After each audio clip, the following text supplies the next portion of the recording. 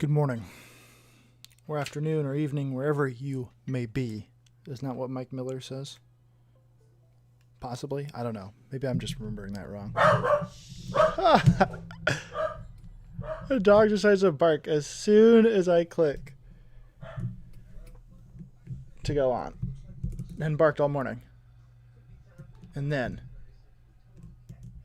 things just pop off.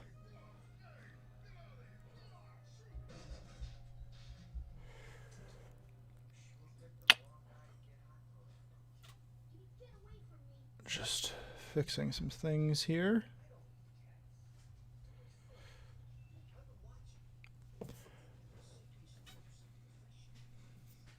Setting up this secondary camera if we are so inclined to use it.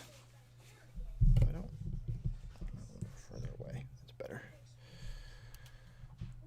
All right. Tell the dog woof woof for you, P Money. All right, maybe I will. Maybe I will. Well, as you see, the title today is Mind Bending and Leaps of Logic. We will be talking about that today, whatever that means.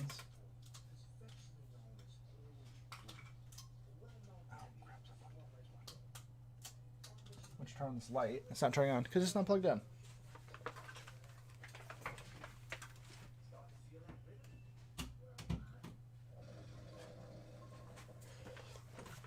I routinely do that, not set up things correctly.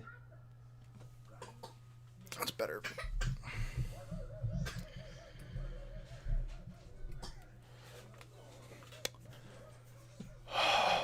Yeah. Oh, 3 people watching. That's not too bad. Guess we can jump into it. Since we're going to be talking about logic today. Yeah, logic. And illogic, fallacies. And I'm going to make the case that thinking logically and not acting emotionally on topics without actually thinking through the ramifications of those things needs to start with us. Because we can look at the craziness of the world. We can look at their stupidity and the insanity that they are promoting. That is dirty. Look how dirty it is. We'll go like that. That's better. It was sitting on the shelf for a while, so it's probably dusty.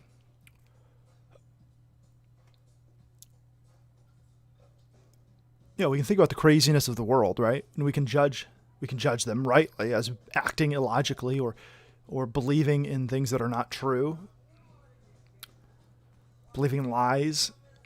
But if we aren't analyzing ourselves first, thinking about, do we have justification for what we believe in and what we're thinking,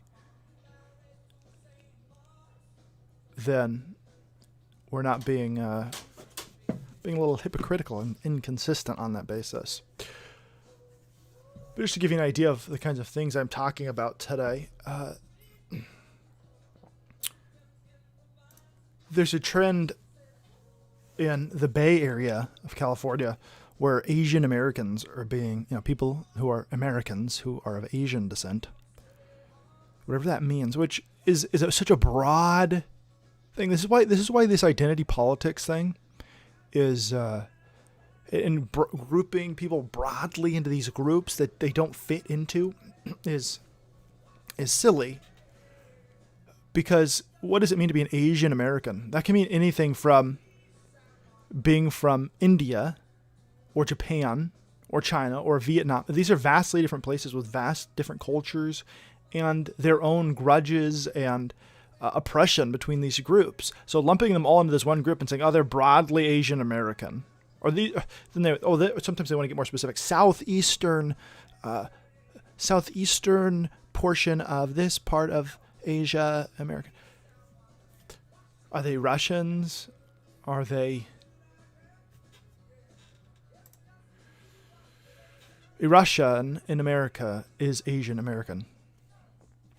It didn't let you put that. I have no idea why not. Because you said Russian, maybe? Anyways, the point is, these people who are from very different, possibly immigrants or descendants of immigrants from different places in Asia, places like China, Thailand, all of these different places, they are being attacked in the Bay Area by people on the street. Some of them robbed, some of them just attacked and beaten up. Sorry, I need the passcode again. All right, muting for 1 second.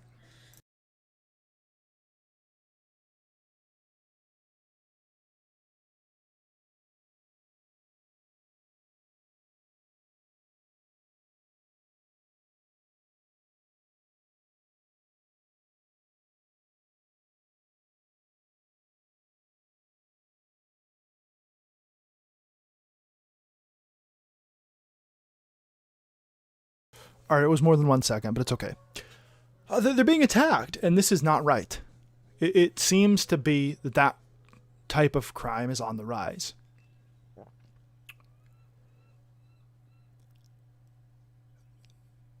Now, there's a common thread in this, other than that it's people who are descended from immigrants or are immigrants from various places in Asia, and that's that it is predominantly young black men who are attacking them. Now, thinking about it logically, since a lot of them are some of them are robberies and other things, the Bay Area has a lot of crime, especially in places like Oakland and things, and there's, it's so silly. We have to tiptoe around facts, right? The crime that is perpetrated there is by young black men. That doesn't mean that all young black men are committing crimes, or that it's some sort of racist idea that's inherent to their culture or race or some stupidity like that. It's just talking about the statistics and facts. Most of these attacks, many of which are on video, they're happening on the street, and there's a lot of cameras on the street in the Bay Area. And a man died not too long ago from one of these attacks. Heinous, absolutely heinous. Now, the reporting in these purposely is obfuscating the facts. It doesn't report who the perpetrators are or the skin color, because it doesn't matter. Ultimately, it shouldn't matter. Whether or not these are quote unquote hate crimes against Asians, it doesn't matter what the color of the person's skin is. But the reality is that in most of these situations, they're black. The perpetrators, the alleged perpetrators.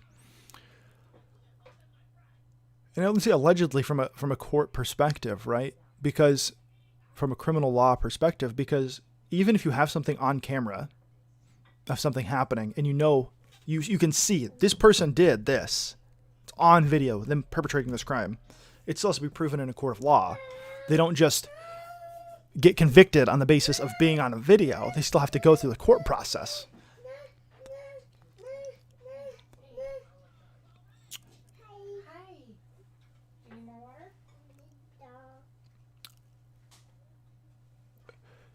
However, there is a... Wait, yikes, sorry, about what? Yes, welcome, Gary Shipman. Now,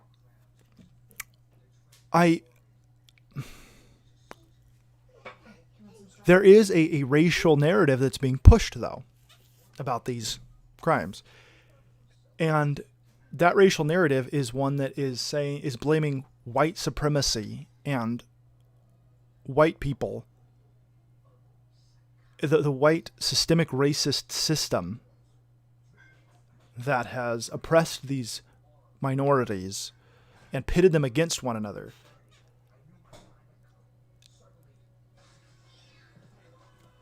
It's blaming that as if somehow the systemically racist system is responsible for the individual actions of people.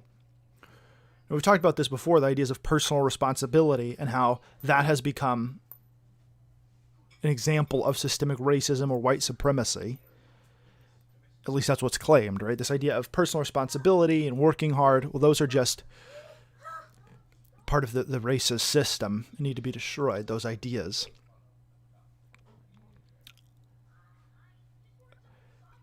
So diminishing the responsibility of individuals who commit crimes and trying to place the blame on people outside of them, factors outside of them, when they're the ones that are making the choices. Blaming someone for your own choices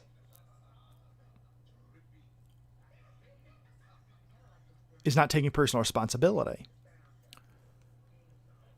And it comes down to this idea that somehow these external factors of this system have pitted these people against one another because they've been oppressed. But that doesn't even make sense within their system, right? Because Asian Americans are the highest performing immigrants to this country. They outperform white people. They outperform black people. They outperform Hispanics in terms of how much money they're making and the success that they have when they come to this country. Doesn't mean all of them, but predominantly. So this idea that somehow the racist system has oppressed them doesn't comport with reality, because when they came here, they made personal choices and worked hard. They succeeded.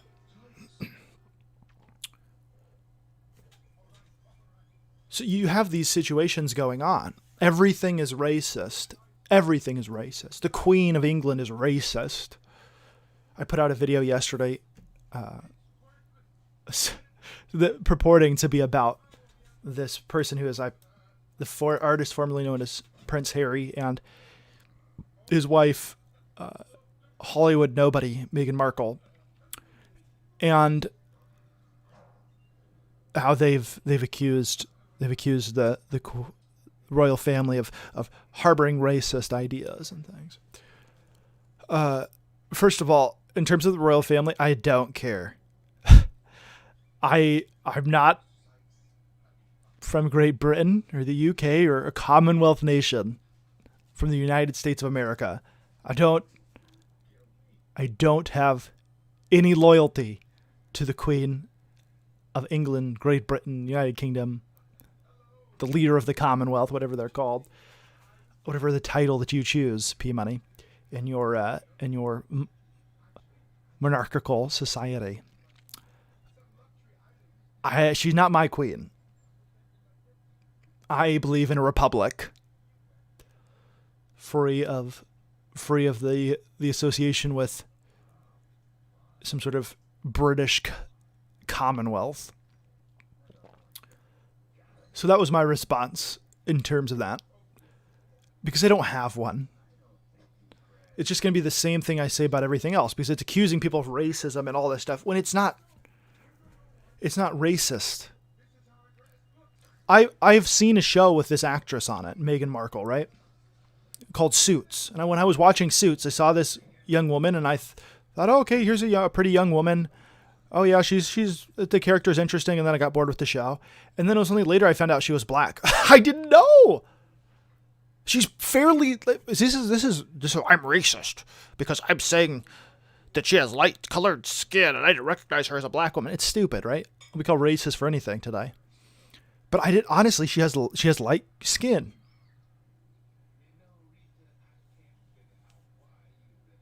And I didn't know she was black. Didn't care.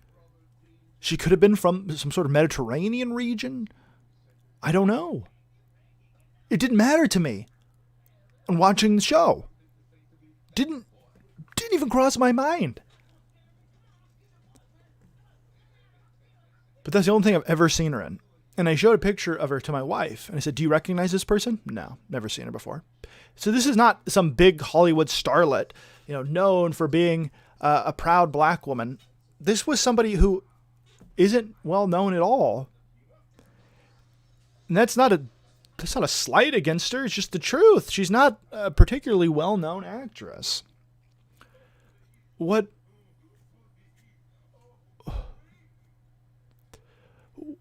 why does it matter?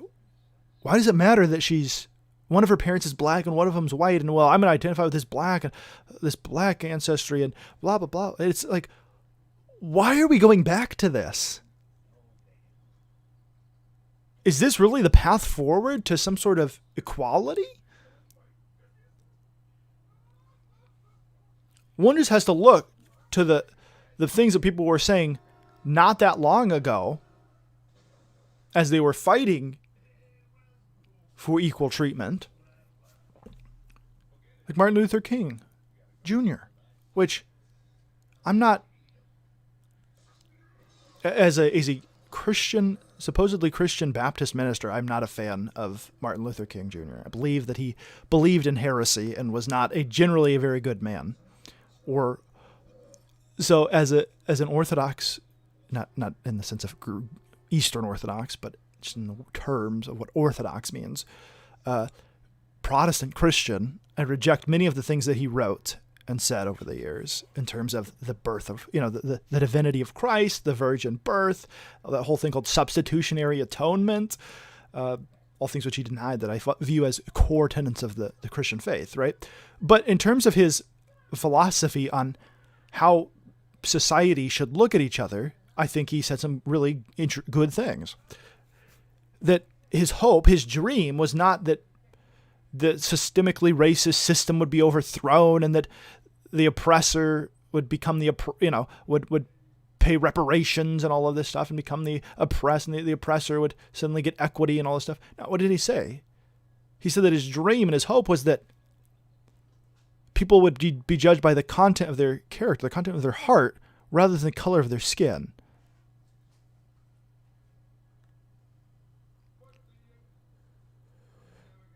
But the culture that we've created puts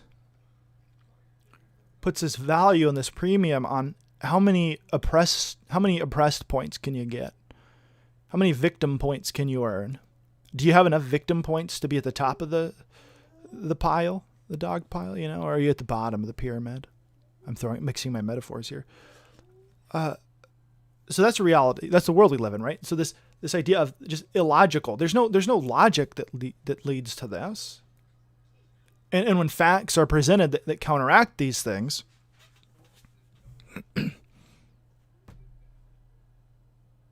when facts are presented that counteract these things,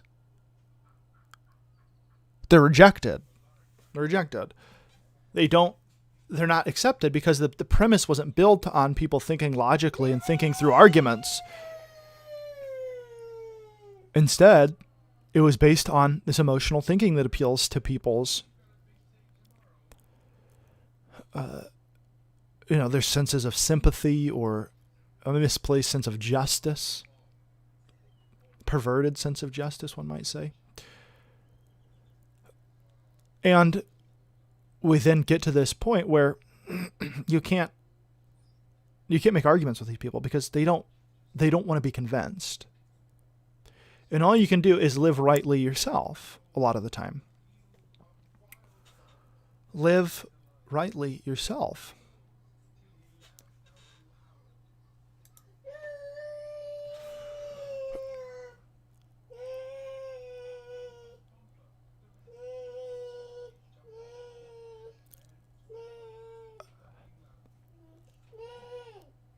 Let's read some of these comments. P Money says people have stopped believing in personal free will. I think some people have become fatalists. As a Calvinist, I believe in God providentially and sovereignly determining all things that happen within time, but in doing so, not committing violence against the will of the creature. Is my good catechism answer. But in general, I think they believe in a fatalistic idea, right?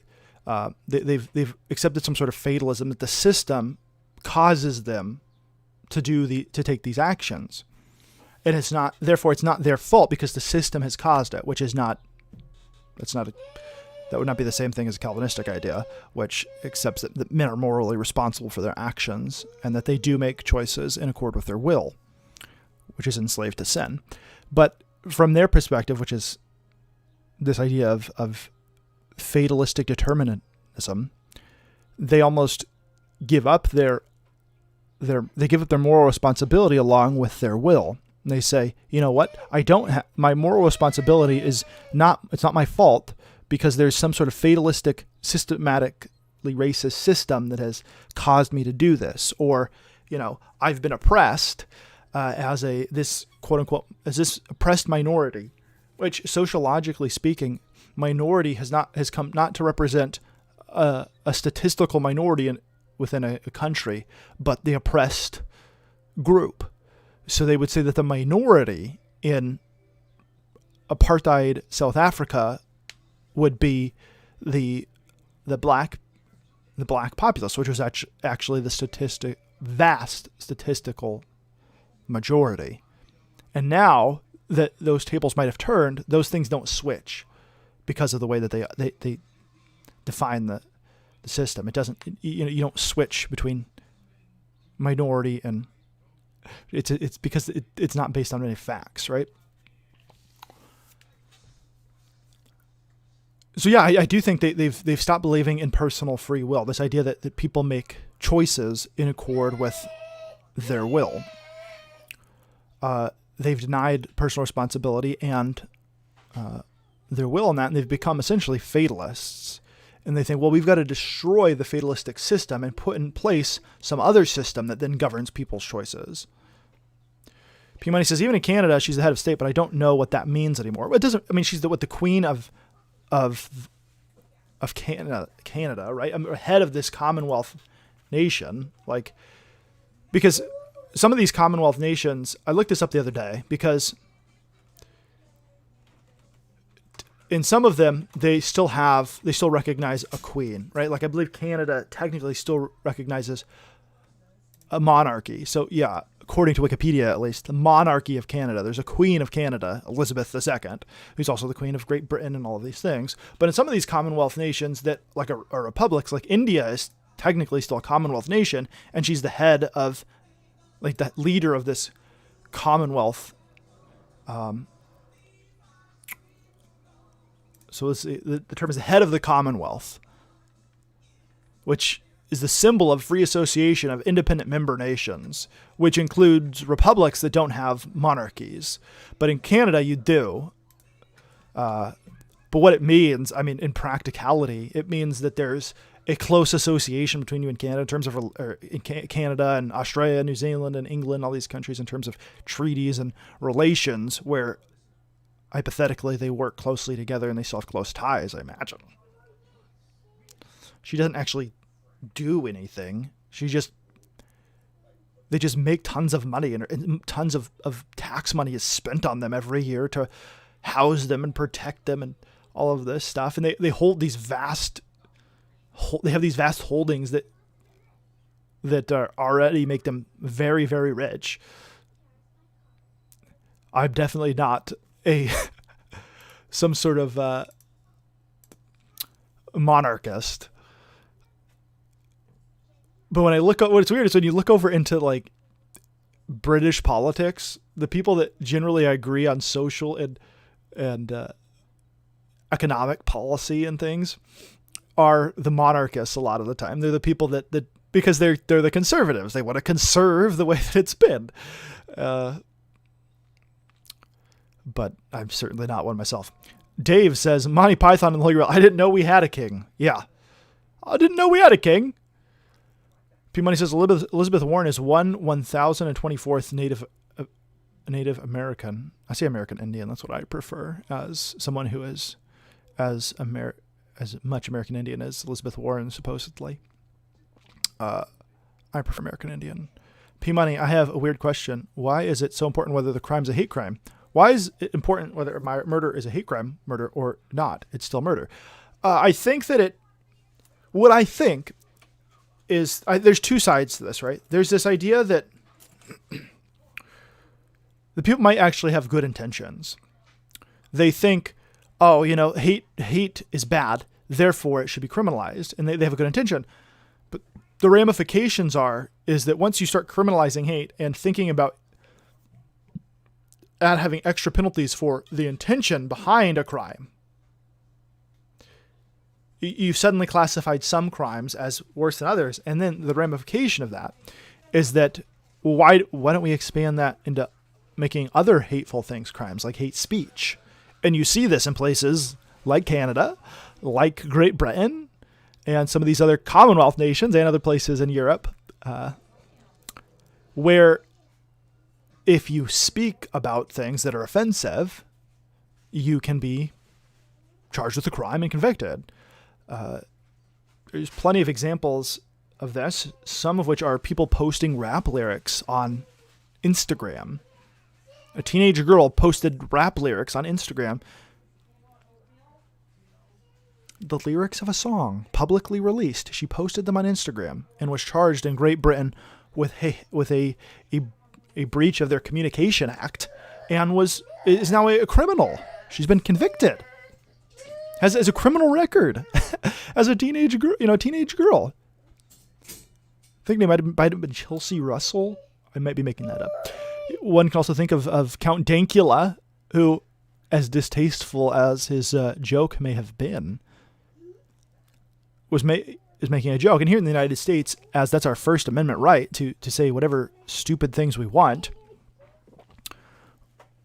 it's a value that I hold. And so when people make this claim that, well, the free speech exists in other places, America's not, not this, the only place that has free speech. When I look around and I see people being criminalized, charged with crimes, being convicted of crimes for things that they've said, exercising their free speech, that doesn't look like free speech to me, regardless of what they may have said that was wrong, quote unquote, hateful. Christian pastors are tried with for reading from the Bible, quoting from the Bible. A street preacher from the United States named Tony, what's his last name? I'm drawing a blank. First name's Tony. He traveled to England and he was preaching on the street there, and all he did was read from the Bible. And the police arrested him for reading from the Bible because the passage he read called homosexuality a sin. Reading from the Bible in a supposedly Christian nation where the head of state is also the head of the church. Reading from the holy text that church would say is the holy book, holy scriptures, led to that person being charged with a crime. That's not free speech. Roger says, you're Calvinist, you have a Lutheran friend in my neighborhood. Awesome. So that's something I'm not as familiar with, is in these places. What is the, are there a lot of Christians in your area, Roger? People that would identify as a Christian and would are practicing in terms of going to church a lot, or if they're Catholic, going to mass or whatever? That's a good question. I don't know. I don't know the answer to that. But yes, I am a Calvinist. One of those dirty, rotten scoundrels. The scourge of the world, apparently, in a lot of people's eyes. I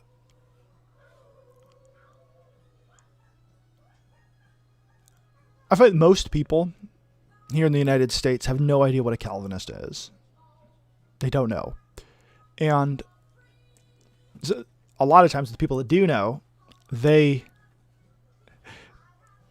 have some idea of it, but they're not actually informed. And I wasn't either. But you're Armenian? You're from Armenia? My word. I didn't know you were from Armenia. My word. That's terrible. Armenia? So you don't like Turks then, huh? I'm guessing what you mean is Armenian. That's fine. I think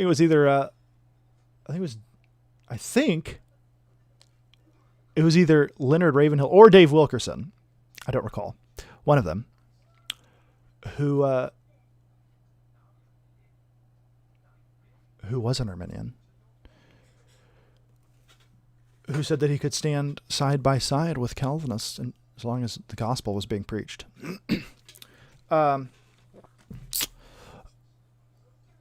Fine. I used to be one too. Arvoje says, we have Catholics, Muslims, some Protestants, mainly Lutheran churches downtown. It's in downtown. Orthodox Christians and Greco-Catholics. You're kind of in that weird European area where there's a nice mixture, huh? But yeah, I break bread with Arminians. I used to go to a church that the Evangelical Free Church of America, the EFCA, went to a church in that denomination, and within that denomination there are Reformed-ish Calvinistic churches, including Congregationalist Paedo-Baptists, and there are Arminians. So within the church there were both. So I'm certainly comfortable with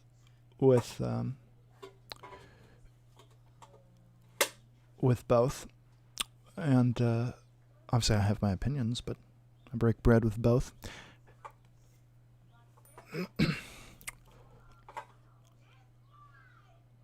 Yeah, that's history for you, Hiroji says. Mixture up the wazoo. Yeah. Sort of that, like, yeah, Europe is weird. Certainly weird. Now, when it comes to logic and thinking correctly, right? Like I said, where do we start? I want to make the case that it starts with us. We ought to be thinking logically through things. We ought to think, do we have support for our beliefs, for the things that we think? Are we just thinking about things emotionally? Or do we have a basis for these things? Emotion is not a bad thing, but when it governs our actions above what is true, because there's this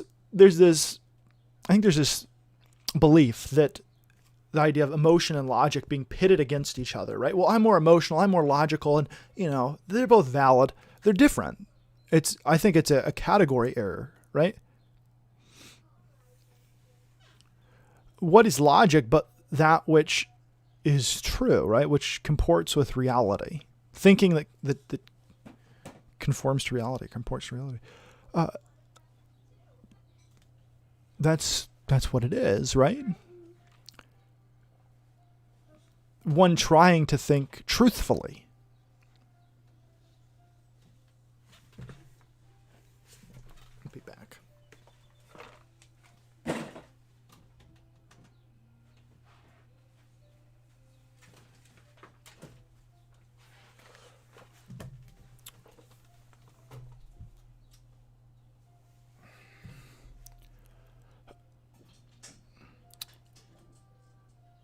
Logical, a popsicle in the shape of a lodge. That's possibly what it is. I may be correct.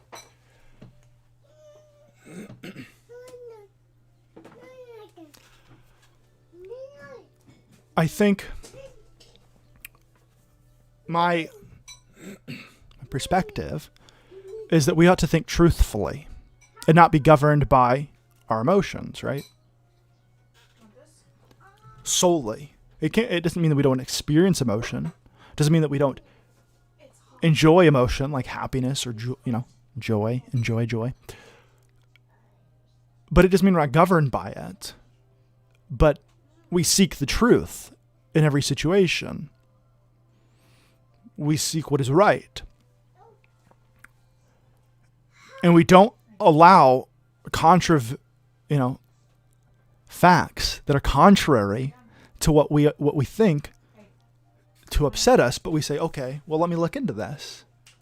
Is this the case? Is this true?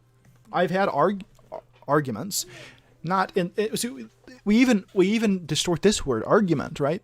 Argument, two opposing things being discussed, right? Two viewpoints that are being discussed and argued over. Doesn't have to be emotionally based. with anger and things like this in an argument. I presented my case to a person. They rejected it. I presented the statistics and facts from the only authoritative source, the only reporting source, and they rejected them and said that they were incorrect. I said, how do you know? I just know. And then they went and they asserted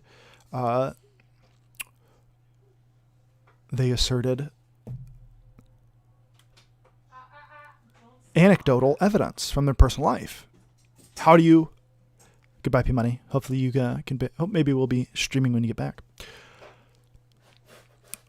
How do you contradict anecdotal, personal life experience if that's what on the basis on which someone is determining everything regarding a subject?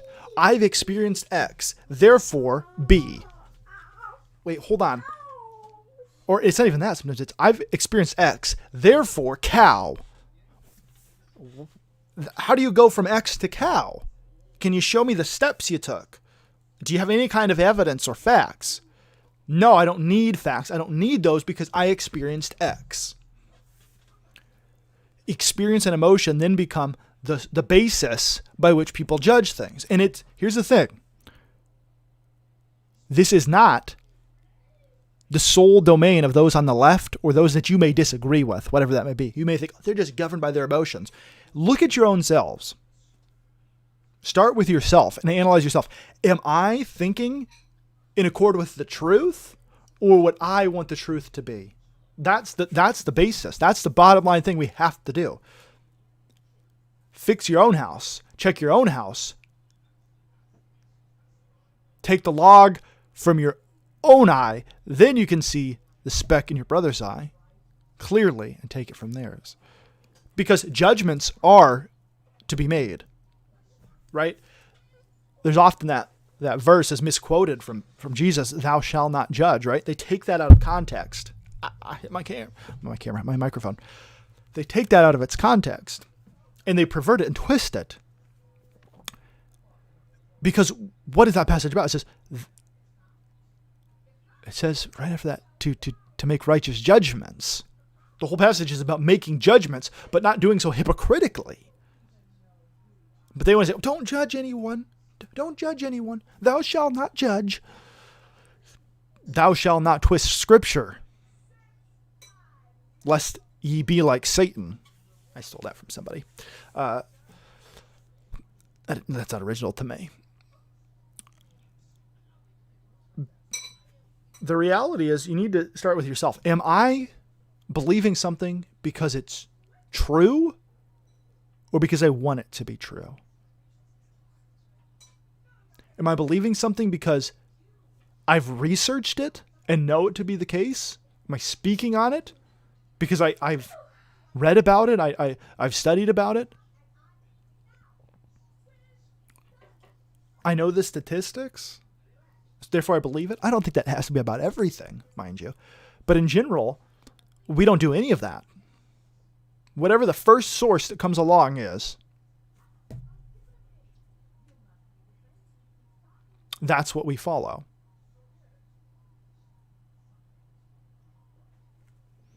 If it's something we already agree with. We've sort of predeterminatively, prejudicially believed something based on what we want to be true. It's very hard for us to be convinced of something deeply held. If we have a deeply held belief, to be convinced of something that contradicts it. I was not raised knowing what Calvinism was, Reformed theology. These things weren't talked about. I had no idea. I didn't know what the difference between a Presbyterian and a Baptist was, other than that they baptized babies. I didn't know what the difference between a Methodist and a Presbyterian was. They both baptized babies. I didn't know.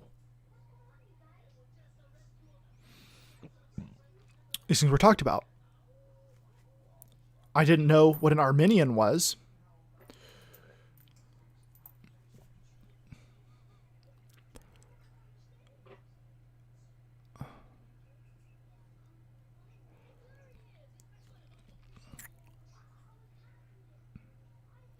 And I didn't just hear the truth of Reformed theology. I didn't just read Calvin and suddenly become a Calvinist. Oh, I believe all this stuff. No, it was something that I looked at the Bible in over time, reading passages that I think teach that theology. I was convinced of it. But it wasn't something I'm just happy to walk into this.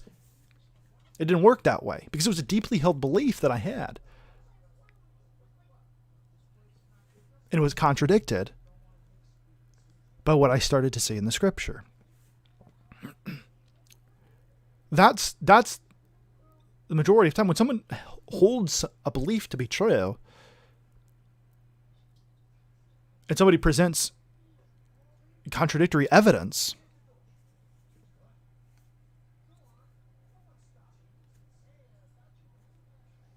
they don't want to be convinced of the alternative. Vojay says, Croatia is a Catholic country. The rest, Protestants, were in small numbers in the 1500s, were a result of the 18th century enlightened absolutism. Joseph II. There you go. Like I said, those I say like Eastern European, I don't know, but basically those it's almost like a dividing line there between Eastern Orthodoxy and Protestantism in the West. There's also Catholicism now. Let's be clear. Yeah. So I think we need to be open to recognizing our own biases, right? Because this idea of presuppositions and having bias is true. The problem is, what are those biases? They're based on our worldview. We come into analyzing any situation with a worldview that has been formed by various different things and for various different reasons. And it's not unreasonable to think that people prejudicially then act on those worldviews, those biases. The difference between that and something like critical race theory is that critical race theory is perverting those truths about the fact that people have worldview and they have biases and they come into situations with a preconceived notion of what's right and wrong. And then they read into systems as being systemically racist when those systems are not.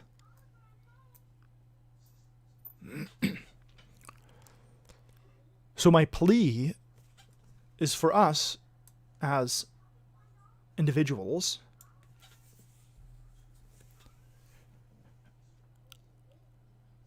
to really think through what we believe.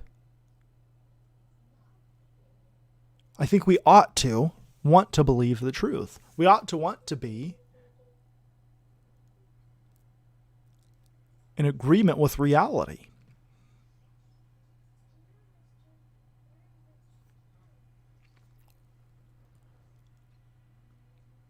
Especially for those of us that are Christians. God is a God of truth. Therefore, we ought to be a people of truth.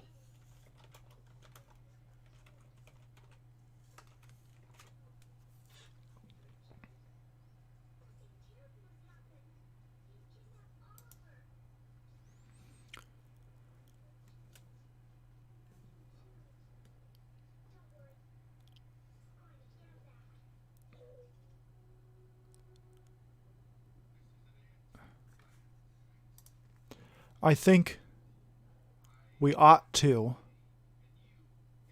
do this. We ought to analyze ourselves, what we believe and why we believe it. Otherwise, you get destroyed.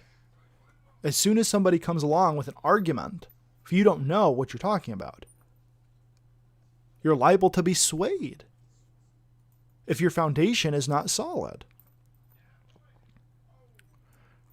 Right? There's the parable of the man who builds his house upon the rock, and the man who builds his house upon the sand, right? Is your foundation built upon the sand? Is it actually strong? Is there a strong cornerstone and foundation built with the winds of controversy and argumentation in mind? Or is it built upon the sand? Your emotional feelings about something.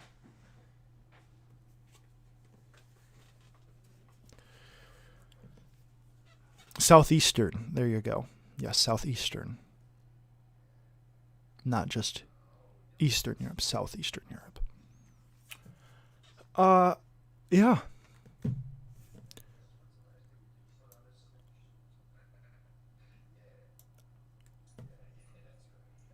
My belief is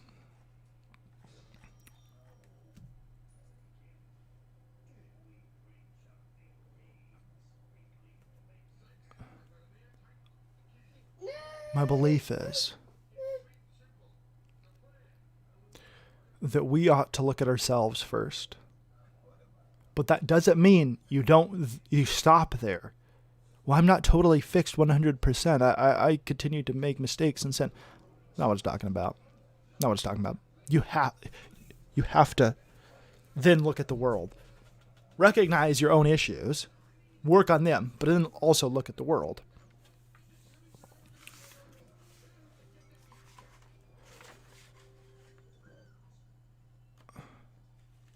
I've been reading a lot about ethics and about cultural changes in society lately. This idea of being in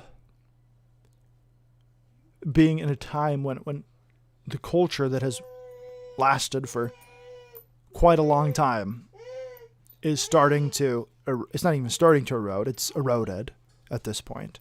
I think writers in the mid-20th century were saying, it's eroding. It's eroding. Culture and society is starting to go away. And the things that were once deeply held beliefs are now not even they're not even allowable without being called racist or sexist or whatever, phobic. They started to recognize that this was going to be the case. And they believed that.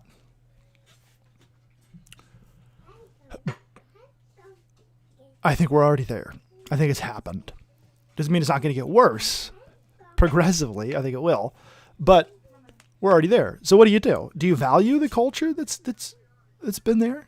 Do you value the impact that Christianity has had on the West?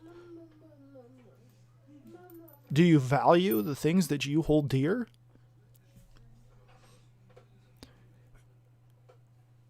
So there's a call to action. And in the mid-20th century, to the late 20th century, you had all these people calling to action. Do something. Do something. Make a difference. And certainly people tried. But I think their foundations were weak. They didn't make those adjustments based on truth and on logical answers. Instead, they did on emotion. They appealed to people's felt needs. Oh, I feel like this is what I would want out of a church, or this is what I want out of this. And because of that, a group of people who are weak, their foundations are weak. They're weak. A stiff wind can blow them over, right, and destroy them.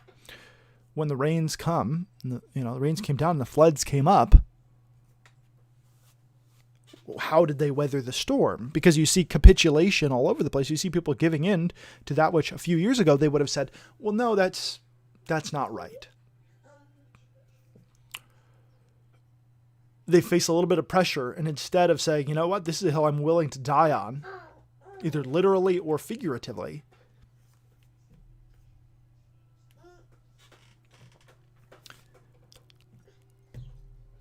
they cower. I'm not good at speaking. God, why send me? I'm no great orator. I'm no great speaker. I stutter. I don't know what to say. That was Moses. Moses said that, right? And God said, I'm still sending you. All right, here's somebody. You want some? Okay, here's no more excuses. Go and do what I command. The reality is, people saw these things coming, and instead of taking the actual good steps towards building up a people who based their beliefs in truth, they did so on the basis of emotion and meeting those people's desires, appealing to their sense of longing that they wanted out of something, as opposed to preaching the gospel, the unadulterated gospel, which is that men are sinners in need of a Savior, and then that Savior is Jesus Christ, and you are saved by grace through faith alone. I'm not a Catholic, I'm Protestant. Because I think the basis here in the United States was this idea of God has a wonderful plan for your life. Wouldn't it be nice if you joined the church and got into a small group and you had all these sermons about how to better manage your money and how to have a good family life, and this is how to give a good sex life. And then what happened? Now they lost their job, their children rebelled, their sex life, maybe they got divorced. Wasn't that great? What do? Their basis for their religion was not on, this is what the Bible says, this is what's true, this is the reality of the situation that you're in. It was, come here and feel good. Come here and know how to have a good family life. And then it failed. Then what was their answer? Either despair, right? Am I doing something wrong? Not looking towards Christ for their salvation, for their comfort, for their rest, instead looking towards themselves and what they're doing wrong. Or they just give up. And then the ramifications are, as soon as someone comes along that says, you know what? Well, maybe we've been wrong about this thing. Maybe we're being too harsh about this thing we're calling a sin, That's how somebody is in their heart of hearts. They believe that this is the case, They this is how they were born. This is how they feel. Should we deny that? And they have no basis on which to argue it, because all of their time was spent on these ideas of meeting felt needs and not on truth. And I think it's been like that, not just in the church, but in society as well. We've taught children that they get a participation trophy or a ribbon for just participating, and then it was good to just try. Well, of course, there's value in just trying or competing and doing things, but you're not rewarded for trying, you're rewarded for succeeding. Imagine being a bronze medalist on something and having a bronze medal. That's a great achievement. You were the third best, but you were a second loser. Now, imagine that everyone gets a trophy. What value does this medal have when everyone gets it? I grew up in this culture, right? I remember getting these trophies at the end of the year, and I liked them. I was like, oh yeah, this commemorates my season. But as I look back on it, Little League, what am I most proud of? Getting on base, scoring a run, catching the baseball, scoring a goal in soccer, having a good pass, getting a tackle, scoring a touchdown.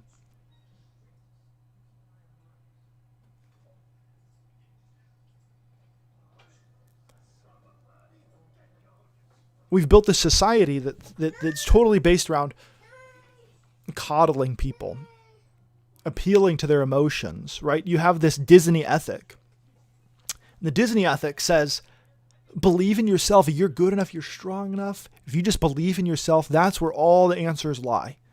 Just what do you think? What do you feel?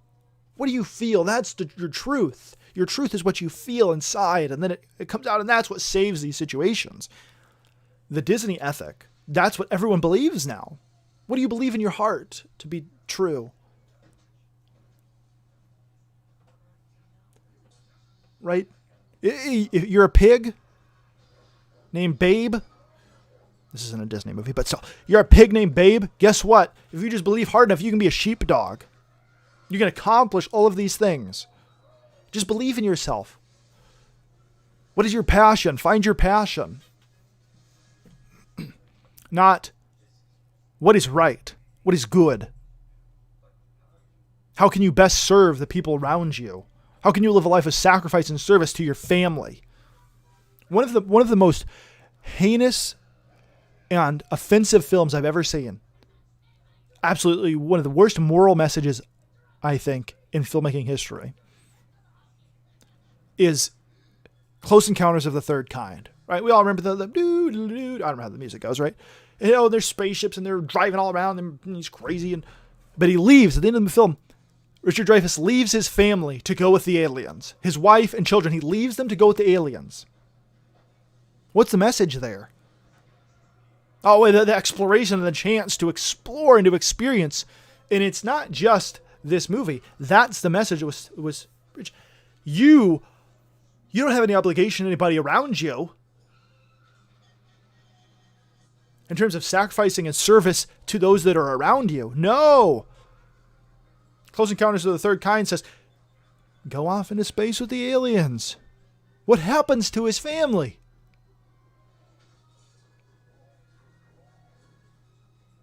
What happens to his wife?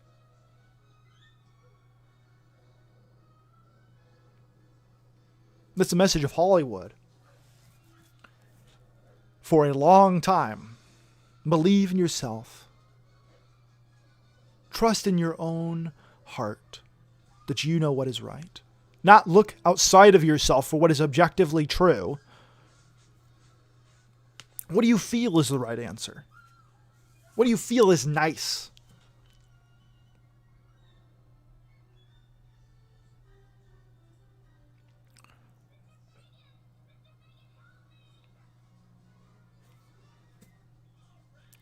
And now we couple that with this idea of not only are you just to trust in yourself and believe in yourself and what you feel is right is true. No, and you're not responsible for your own mistakes. It's the system that kept you down, oppressed you because you're X, Y, or Z. That creates a terrible situation. A terrible situation where people feel that what they believe based on emotional feeling, not what is real, what is true, what is right, what is objectively true outside of themselves, but what they feel is true based on their truth, right? This postmodern idea of your interpretation of what is true is what matters, not what is actually true. Because you can't know. You can't know. You can't know anything to be true. There is no objective truth. We can't know what is true. And then now you say, and if you do something that the society has traditionally said is wrong, it's not your fault. The system created you like this. Yeah, Jeff Potts, I believe everyone owes me $50. How can you deny Jeff Potts' truth? That's what he believes. It's his deeply held belief that everyone owes him $50. I believe that I should be the king of America. I believe I have a divine right. Oh, no. You see, that doesn't work because that's part of the old systematically racist patriarchal system. Forget that the head of the Commonwealth is a woman, which I'm not a part of the Commonwealth, mind you. Oh, it's on the shoulder. Boom. America. Deeply, deeply held Jeff Potts' belief. So what does Disney tell you, right? What does Hollywood tell you? Morality? What is right? It doesn't matter. If your wife says shrew, it's okay to cheat on her. That's what Hollywood says, right? What is it? What is a covenant? What was this covenant you've entered? A commitment you've made to somebody? Let's just take those words till death do us part out of those vows. We don't need that kind of thing in here. We don't need that kind of language.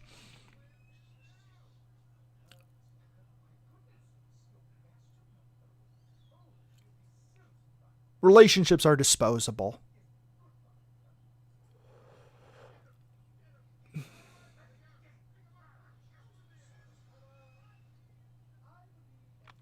That's what society tells you, right?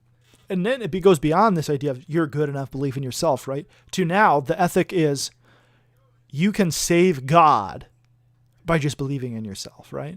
Moana. Moana is the most pagan movie I've ever seen. And all these Christians I know were walking around singing these happy songs like, "You're welcome. You're welcome," about a demigod taking credit for God's creation. And they're walking around singing. Yeah, some idol walking around singing a song about, "You're welcome for creating the world." And these Christians walking around singing it. "Oh, but it's just Disney. Get over it. Come on. Come on." And then Moana, right?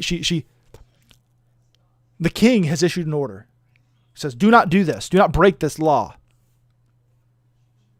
She rejects the king and she goes off. No problem. She has no character journey other than to accomplish the task. She has no internal struggle other than, should I go and save God? And then she goes and saves God.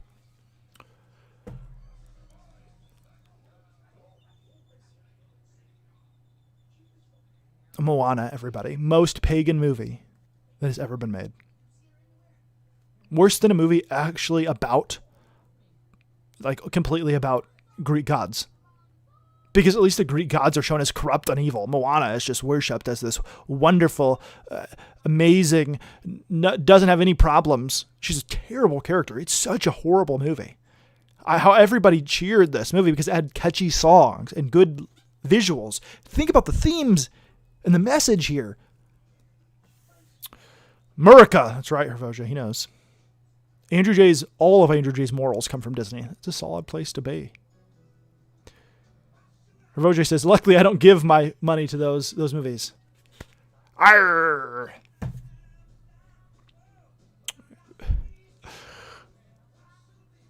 That was an eye patch. I was pretending to be a pirate. Explain my jokes here. So that's the society we're in, right? Belle from Beauty and the Beast was the real villain. I don't know about that. I don't know about that.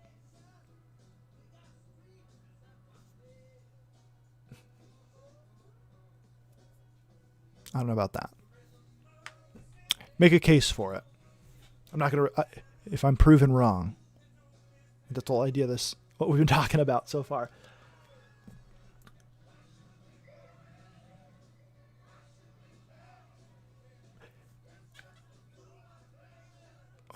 Yeah, but Dwayne Johnson is in it. He has depression. Does he really? Depression shaming. Cancel FlyFox. True. Cancel me. The good thing is that if I ever got a position of any kind of quasi celebrity based authority or interest or, attention, I would already be canceled. All they have to do is start diving into my past, working at a conservative media company on screen, and hear all the heinous things I've said, all the terrible crimes against this and that I've said by just being a Christian.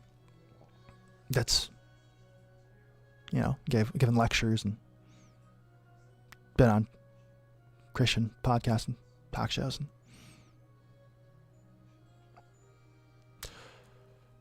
So I'm basically pre-canceled. Any success I have that's not based around me completely just saying whatever I want, and the audience being built around me saying that stuff, is I'm gonna get canceled. So might as well just say whatever I want all the time. Andrew J says Belle was lazy. Skip this. And not doing her chores or listening to her father. Gaston was out there doing work, hunting and feeding the village. A real hero. That's right. Gaston. She has character flaws. Belle has character flaws. She's not necessarily the villain, right? She's just a lazy person. Gaston is not owed whatever he wants because he's working hard. That's the other myth that Disney likes to perpetuate. And not necessarily in this case, but if you work hard enough, you'll succeed, right? If you just believe hard enough, you'll get what you want. You'll accomplish it, right? That's the other part of the Disney moral that teaches people this. It's not the case. You're not owed anything because you worked hard or because you believe it. As much as Jeff Potts believes that he's owed $50, I've never borrowed any money from him. I've never borrowed any money from Jeff Potts. In what way do I owe him money? He may claim that. He may make that claim, but it's not true. I don't owe Jeff Potts $50. Not everybody does. Maybe some people do. There's a person that borrowed $100 from me in my life and said, I will pay you back, and has not paid me back. And I don't anticipate ever seeing that $100. I forgive that debt. But I'm not just owed anything. Gaston is not owed whatever he wants because he's out there working hard, hunting and feeding the village. Because he sees those things as making him better than those around him. He sees himself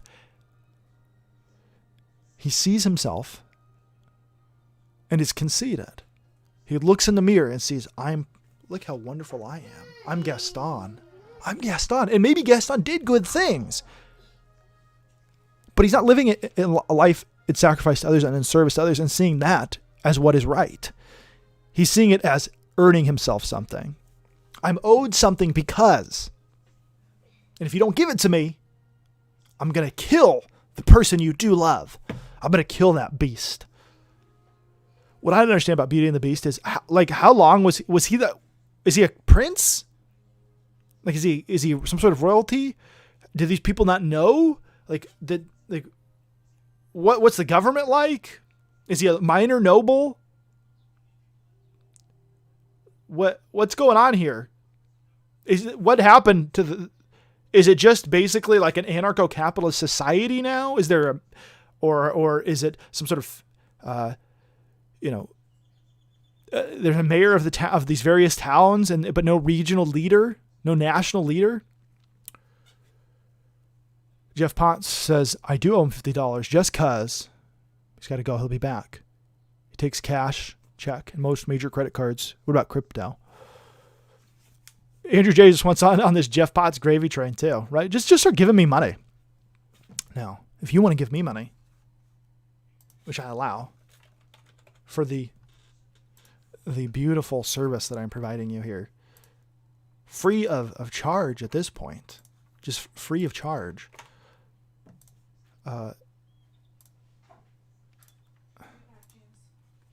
Patreon.com/FlyFoxPro is available. You can join my one patron. Yeah, my one patron. Joining in with them. If we get to $50 a month, whether that's 50 people giving $1 or a handful of people giving more, if we get to at least $50, I will launch a new podcast. That's a relaunch, a reboot of a podcast I used to do because I like the name. That's why. That will be fun and enjoyable. But until then, it's not going to happen. I'm not going to do it till it's getting paid for. And I'd like the podcast that I already pay the hosting fees for, to get paid for. What's up, Chris? Welcome. Have a good day. Thank you.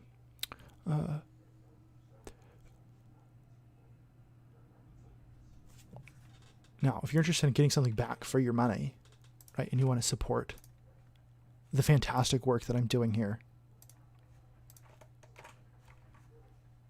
then this is where you want to go, right here. Sticker store. Buy a sticker of my wonderful art. And display it proudly, somewhere prominently. Only $50. Maybe borrow $50 from Jeff Potts? I don't know. I think Jeff Potts... I don't know. What's better, Vojay? What's a better website that you want to buy stickers from? Let me know. I'll set it up. I'll set up the store right now. Not right now. I'll do it later. But if you have a store you'd rather buy stickers from, let me know. Is Redbubble communist or something? I don't know. You tell me what's bad about it. They'll let you put your stuff on there and sell it. Well, attempt to sell it. I've never actually sold one of my stickers. I've sold art. I have sold art. All right, Chris, you go enjoy your golf, man. Improve your skills. I want to see you on the PGA Tour come next year. Work hard. Believe in yourself and you can accomplish whatever you want. Be the next Weiger Toods.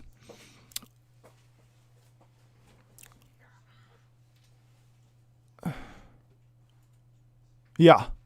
It's one of those sticker shops. If there's one that you would prefer to purchase from, I'm glad to sign up for it. You just let me know that you already have an account for.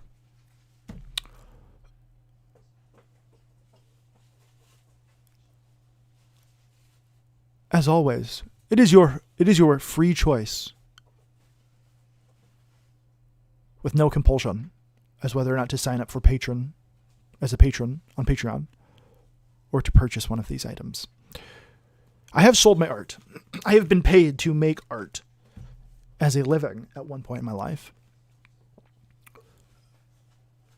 So I'm not completely failed as an artist. But right now, I have slipped from my pedestal of having to quit my job because I was having a child, and therefore the art job wasn't going to cut it money-wise. Well, my wife was having a child. It's my child, though, so I was having a child as well. Yeah. Disney films need to be analyzed, not just on the basis of, were these catchy songs? What are the themes that this is teaching my children? It's okay to disobey laws and to disobey your parents if you're saving God. Which essentially goes down to this idea of, like, if you believe it's right based on what you feel this connection to the ocean and you want to explore, you want to do this, you believe this is right. I had someone argue this, the king's law was unjust because it was, not based on, you can't prevent somebody from exploring the ocean or something. I was like, oh my word, you're missing the point. You're missing the point of what I'm saying. Isn't whether or not the king's law was take steroids. That's right. How to build wooden rafts. That's the moral. That's the moral of Moana. I will say, though, Jermaine Clement's song as the crab is really catchy. My little boy was just watching a film called Oliver and Company in the background. You may have heard parts of it. And I was just thinking about this. There's this common theme in Disney songs where the characters sing songs about hedonistic ideas. And they're the most catchy songs sometimes one of the most popular songs in the film, right? And that one, why should I worry? Why should I care? And they're the most catchy songs. And the moral might contradict these things, right? They might actually have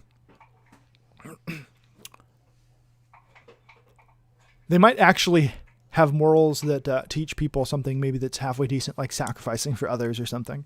But the catchy songs that they sing are about hedonistic ideas. Hakuna Matata means no worries for the rest of your days. It's our problem-free philosophy. Hakuna Matata. Right? That's the catchy song. That's the big song from the movie. Hedonism means no worries. Or the one from Oliver. Or Let It Go. I don't know how that one goes. I'm not as familiar with it. But Let It Go, right? Don't worry about the things around you. Just do what you feel is right.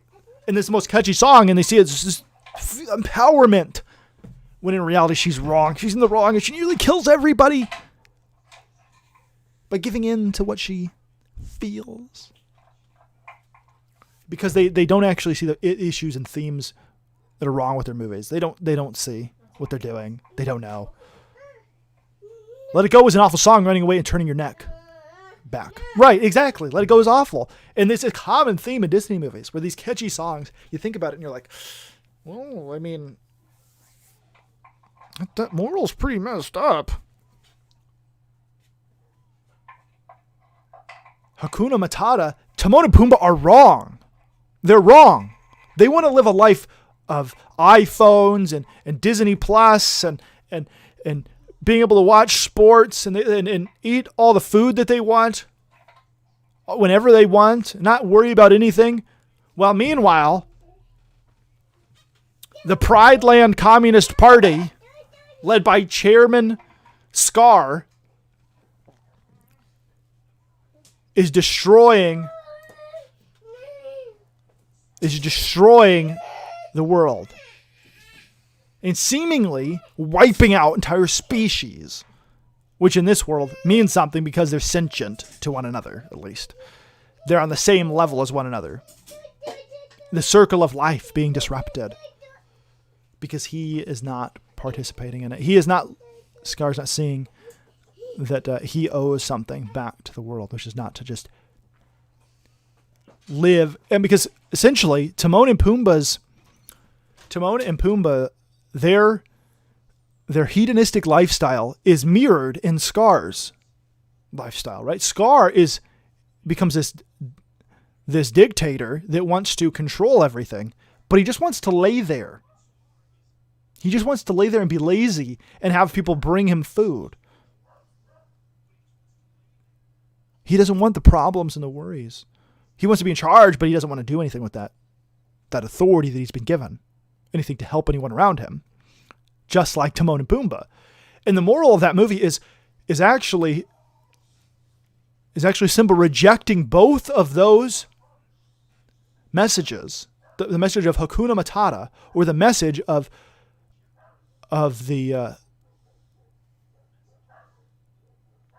Scar, and embracing the patriarchal ideology of his king father, that he is to sacrifice for others, and that he is to serve others in his place of authority as king.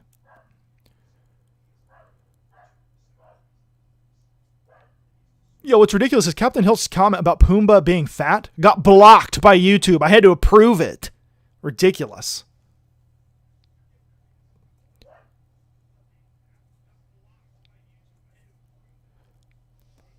Right, that's the message of the Lion King. Meanwhile, the message of Moana is you can save God. And you have if you're a girl who just wants to explore, you can go and save God. You've got nothing to accomplish in your own life. No problems to achieve in your own personality or anything like that, that you're supposed to overcome. No goals to achieve other than saving God and getting your people to explore again. What is her internal struggle? What is Moana's internal struggle? All of her struggles are external. Her internal struggle is, can I have the confidence in myself to achieve this goal of saving God?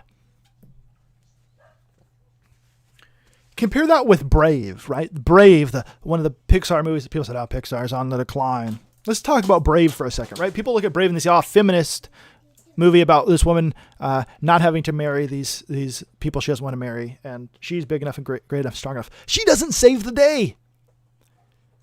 Her journey is not finished in saving the day, killing this killer bear. You don't kill it. Her character journey is complete when she repents of her wrongdoing and says, it was all my fault. It was all my fault, mother. It was all my fault. I was wrong. And then she looks outside of her. Outside of her is where her salvation comes from. It's not internal. How do you top saving God? Moana peaked. It's true. It's true. But that's what the movie is. That's what the movie is. And she has no internal struggle. It's like, why did the Star Wars movies fail? The new Star Wars movies fail. There's so many reasons, right? Rey is perfect. Her struggles are like,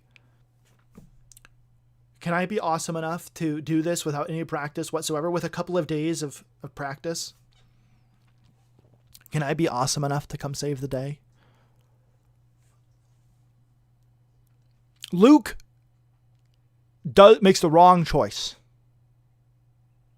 Often. Han Solo only cares about himself and has to overcome his selfishness and his desire only for money in order to serve those around him. Sacrifice for them. Be willing to give up everything.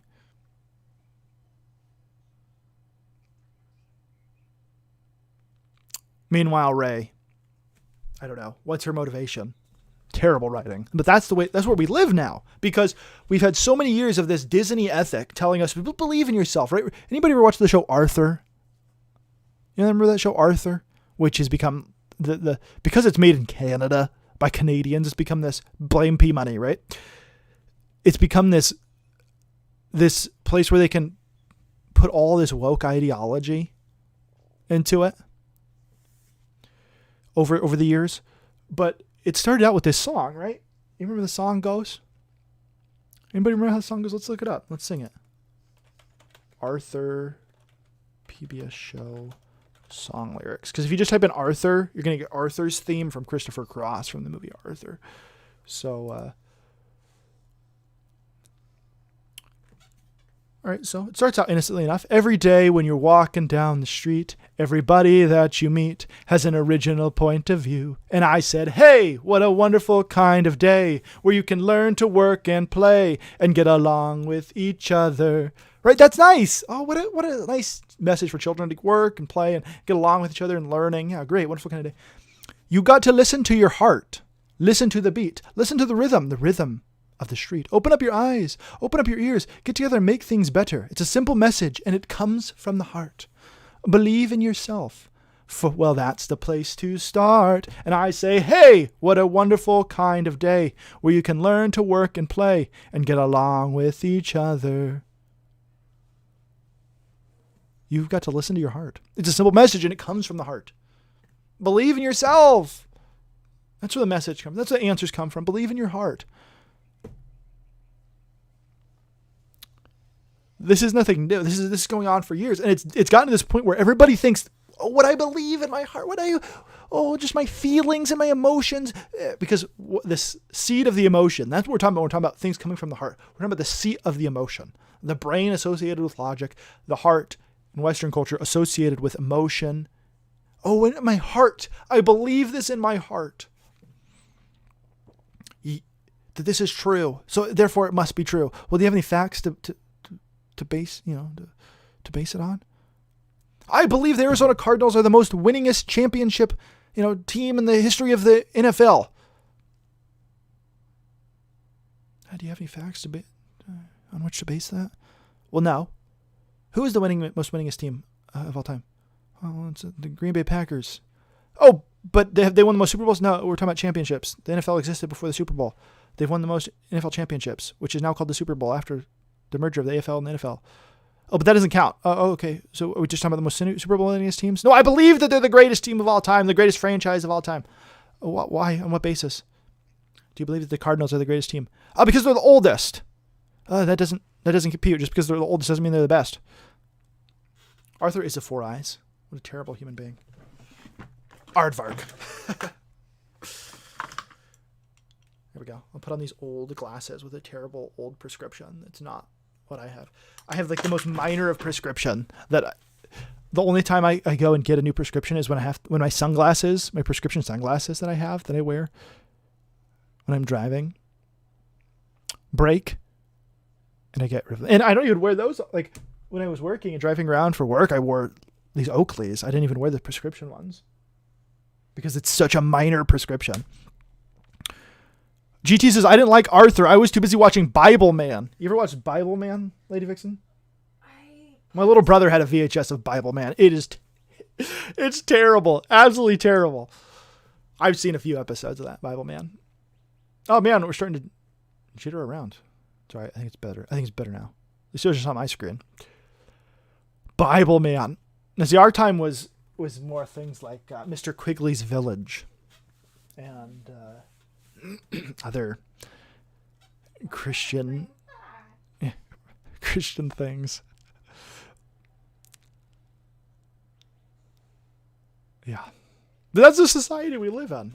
We're not thinking about things if they're true. Or is this true? In reality, is this true? Is it objectively true? Is it something I can look at and see the facts and it actually form a valid opinion around? Or am I just believing it because it's what I believe? What I want to be true. I want the Cardinals to win a championship. I believe that they can. I decree and declare that they're going to win the championship. Not going to work. It's not the reality situation is. Just because I believe the Cardinals are the most championship winningest team doesn't make them it. But that's where we are. That's where our society is. It's the equivalent of saying something is factually false. Any study of this thing in an objective manner that doesn't rely on my opinion, my subjective thoughts about it, shows it to be false. But but it's true because I say so. Because if everyone's just start believing that the Cardinals are the most winningest, champion winningest team of all time, championship winningest team. Weird phrase there. Championship winningest team of all time in NFL history. If we just believe it, it will be true. It doesn't matter if reality says otherwise. We just need to redefine what defines a championship. Because if it's a participation trophy era, right? If we're judging everything by participation, well, they are. They're the oldest team, the oldest NFL franchise. They've competed in more NFL championships. Therefore, they have the most participation trophies. That's equivalent of a championship. That's as good as a championship.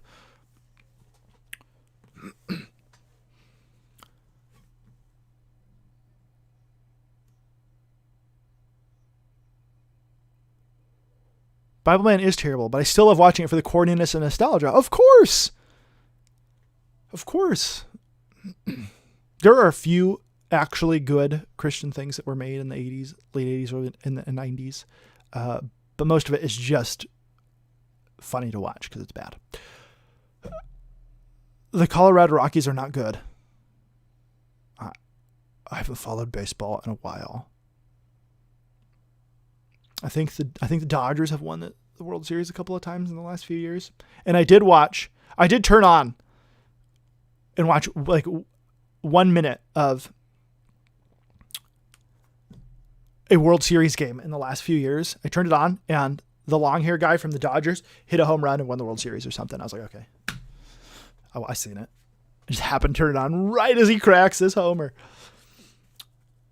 Yeah, so much hate coming from him today. Next, he's going to be telling me the Diamondbacks are terrible and they're never going to win. They're never going to have won a championship. Fastest expansion team ever to win the World Series, ever win a major championship. Thank God the Las Vegas Golden Knights didn't win that Stanley Cup. The Diamondbacks can still claim that.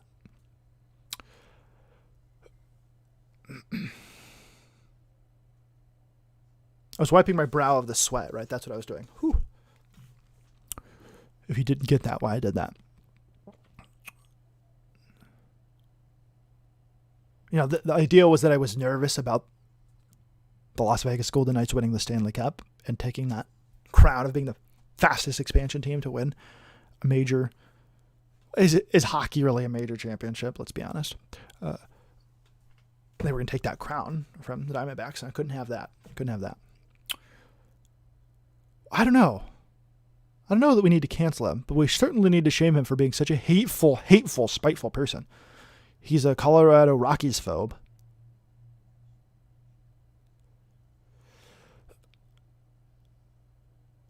Yeah, saying things you don't like, GT. It's right. It's absolutely right.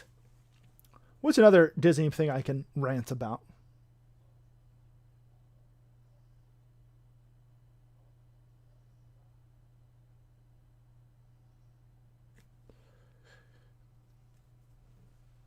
You know, I don't want to point out. I'll just name some movies and describe them, and then you can what the problems are, and you can see if there's any common threads in these. Mulan really doesn't have to overcome sort of internal struggle. She just has to work. I mean, she does work hard and has to overcome the prejudicial things outside of herself to save the emperor. But in general, I don't recall her having a big internal struggle. And that's what makes a good character. Do they have an internal struggle as well as an external struggle that they're fighting against? Is there something for them to accomplish and overcome internally, some sort of flaw that this character needs to overcome? And you have something like Princess and the Frog, where this character, the characters around her, right? Her love interest frog man, Prince Naveen, I think is his name. He has a struggle where he has to overcome his self-centeredness, narcissism, all of these things to become a better person. But does the central character, what does she have? What is the struggle, internal struggle that she has to overcome? Working too hard, needing to just relax a little bit. That's her big struggle, working too hard.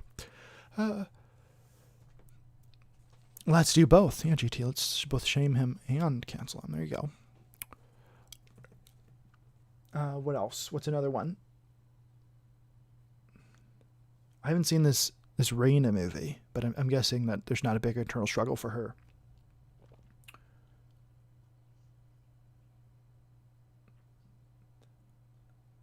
And then we have Moana.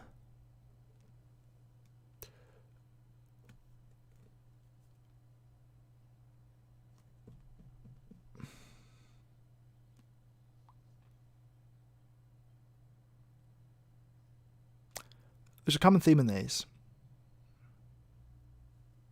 What about...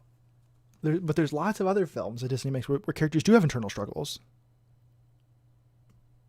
And flaws to overcome. There's some that they don't. They used to write movies where their flaws were what caused the problems, and then they have to overcome both the problems and their flaws in the same thing. What is Sven's internal struggle? I don't know. I've been Frozen. I've seen it like twice. Man. I don't know that a secondary love interest character needs to have a flaw, because it's not the main character. In that one, she does, right? What's her name? Not Elsa. What is it? Anna. Anna. That's right. Anna. Anna does have an internal struggle, which is basically this idea that she's so obsessed with this idea of emotional love, right? This is another problem with our society, is this idea that love is this emotion that you feel towards someone, and they're mixing attraction with love. How could the prince love Snow White, having only ever seen her like once? Or how can the prince love Cinderella, having just spent a very brief amount of time with her? And they say, how could someone form this love? Because they're not thinking of what love is, right? In those fairy tales, this love was this idea of this commitment towards the person. Yes, I'm attracted to them, but I'm committing my life to this person. Love is an act of your will, Lady Vixen says. Absolutely. Love is an act of the will. It's not merely an emotion. It can be accompanied by emotional feelings.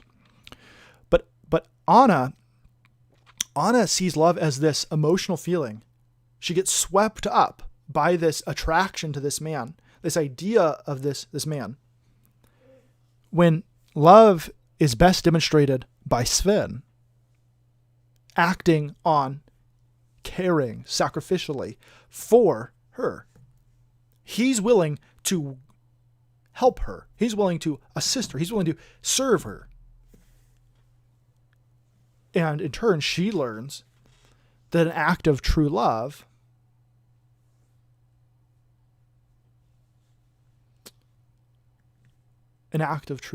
right, will solve the issues. And she realizes that it's an act. When you love someone, you act out of your will. Sven is actually the caribou. Okay, well, I don't know. What's the other guy's name? Olaf's the snowman. Kristoff. My bad. Kristoff. Whatever. Is it a reindeer or a caribou? I've got conflicting things here. Is that the same thing? I don't know. I'm not well versed on those creatures. So yes, my apologies. I don't mean Sven. I mean Kristoff. I mean, these Northern European names. Come on. They're all the same, aren't they?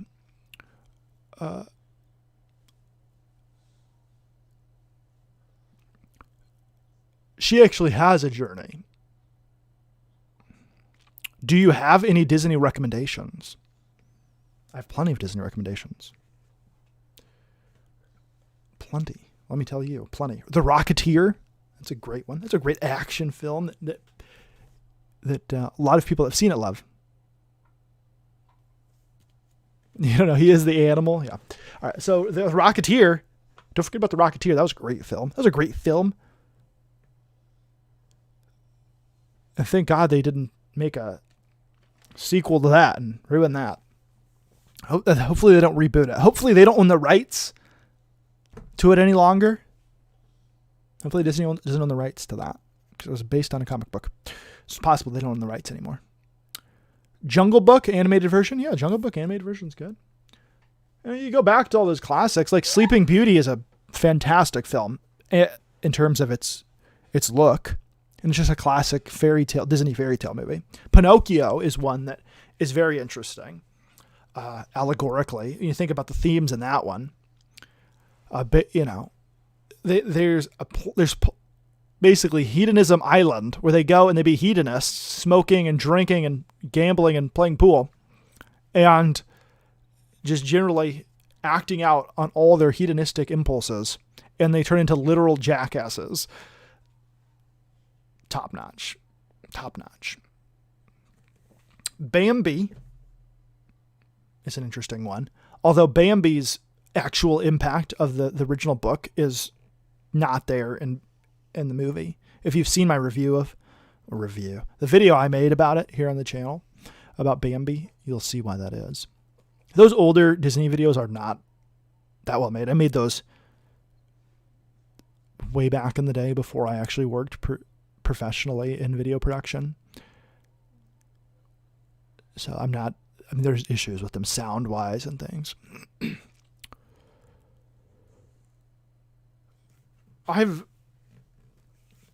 There's a lot of... Kidnapped is my favorite film of all time. That's a Disney film. Again, it's an adaptation of a novel, though, and it keeps a lot of the themes and dialogue from the novel. There's a lot of ones that are fun. The thing about Disney is, because they've been so, over their years, their desire is often to be accessible to everyone, right? They want to make a family film, right? That's their legacy, making these family films. And what it has done is develop that Disney ethic, right? Well, we can all agree, just believe in yourself and have confidence in yourself and you can achieve your dreams, right? We can all believe in that. And so a lot of the themes are, a lot of the themes in their films are either there in the source material or accidental, especially the older ones. And so basically a lot of them, you're just like, yeah, that's a fun film. Winnie the Pooh, lots of good stuff, man. One of I think I'm increasingly coming to the opinion that one of the greatest animated shows of all time was The New Adventures of Winnie the Pooh. Gorgeous show. Absolutely fun. They had all these different varying stories, and man, it's fantastic. Great show. So those are my recommendations. Lady Vixen and I are watching this Disney Channel show that's on Disney Plus. Disney Channel type show called Secrets of Sulphur Springs. And it's actually a little well done mystery for children. So far. I haven't seen the whole thing. It could still go off the rails woke. I don't know. But so far, I would say that the intrigue and the tightness of the writing have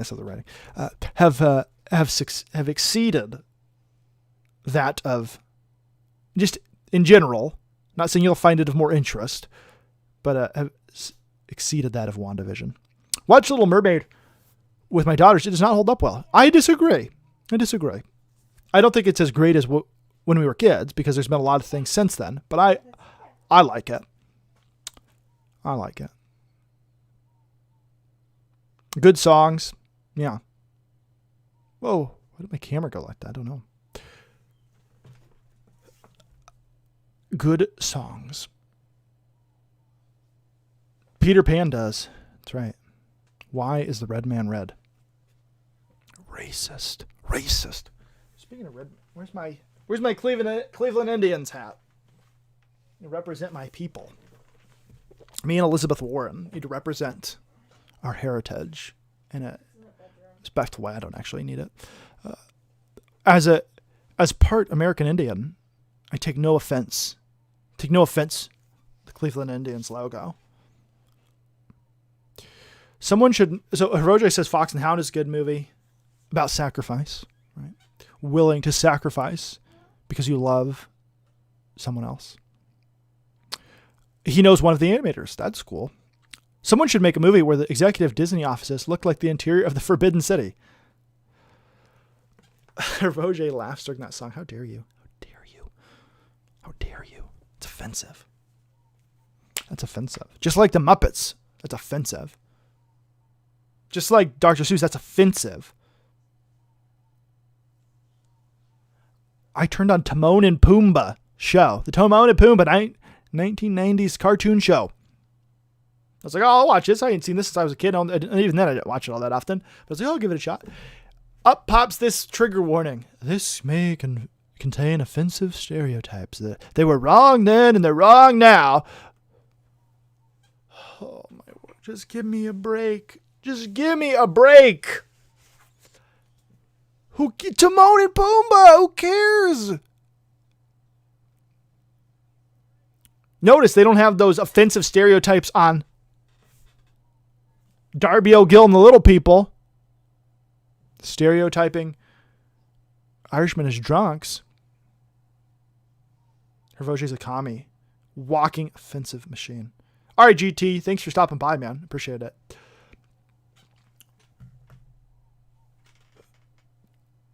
So we live in this society where everything is turned on its head, right? Mind-bending leaps of logic in order to justify things. In order to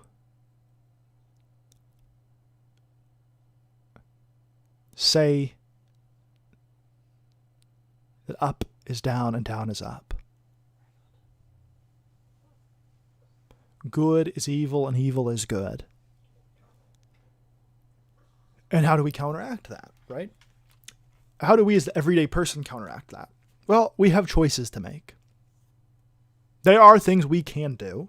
They might not have this great impact time, but over time they may, which is to choose not to put our money into organizations like Disney. Now, remember, I only indirectly pay for Disney Plus because it is a bonus of the phone plan that I have. They've given it to us for free for a certain period of time. I don't know when it's going to stop. But once it stops, I'm not going to pay Disney Plus anymore. Other than I may pay for it in order to my Mr. Rogers defended rights of recording things for my own viewing in my own home. Thank you, Mr. Rogers. In order so that I don't have to continue to pay the money. Now, if you want to give Disney money, that's your choice. I will choose carefully how much money I give Disney and when and why. I don't plan on seeing any of these films in the theater. I don't plan on seeing them. I don't plan on paying for their streaming services or renting these movies from digital rental services. I may Redbox them if I feel so inclined, but I don't want to give them money. And if I'm buying the film, I'm going to buy it used. But I am going to go to Disneyland. That's how I'm doing it, right? Watch Togo. It is actually good. I will. Seek that out. How come people aren't offended by Mr. Rogers, or are they? I think essentially they forgive Mr. Rogers' indiscretions by saying, oh, well, he was a progressive Presbyterian liberal, so he probably would have believed these things today. That's my guess. As people say, oh, he was secretly approved of this. And nobody, he never said it in public, but behind the scenes. Okay, all right.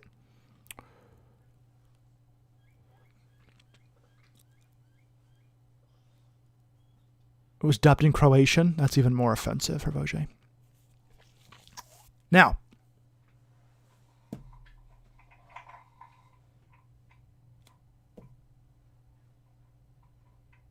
that's one way. And then you support things that are actually good, not just for the sake of them being made by conservatives or Christians or people that you like, but that they're actually good content. You support that money and allow those people to build up into industries that over time might be able to compete. Might be able to compete. But only if it's good. Only if it's good content. Don't just give money to PureFlix, which is owned by like Sony now or something. Not even owned by the Christian people who started anymore. But like PureFlix or Angel Vid or VidAngel. That's what it is. VidAngel or something like that. Oh, I'm just going to support these because they're Christian or conservative. And they're terrible. Don't support that stuff. Demand better. Demand better. Support that which is good. If someone delivers a comic book and you're like, oh, this is bad. This is a bad comic book. I don't want bad quality comic. Don't buy from that person anymore. Oh, but I like what they say about this. You're supporting bad art. Video James says, I feel like creating a cartoon implementing everything they hate and dialing up the offensive meter to 100. Calm down, Video James. You don't want to be canceled.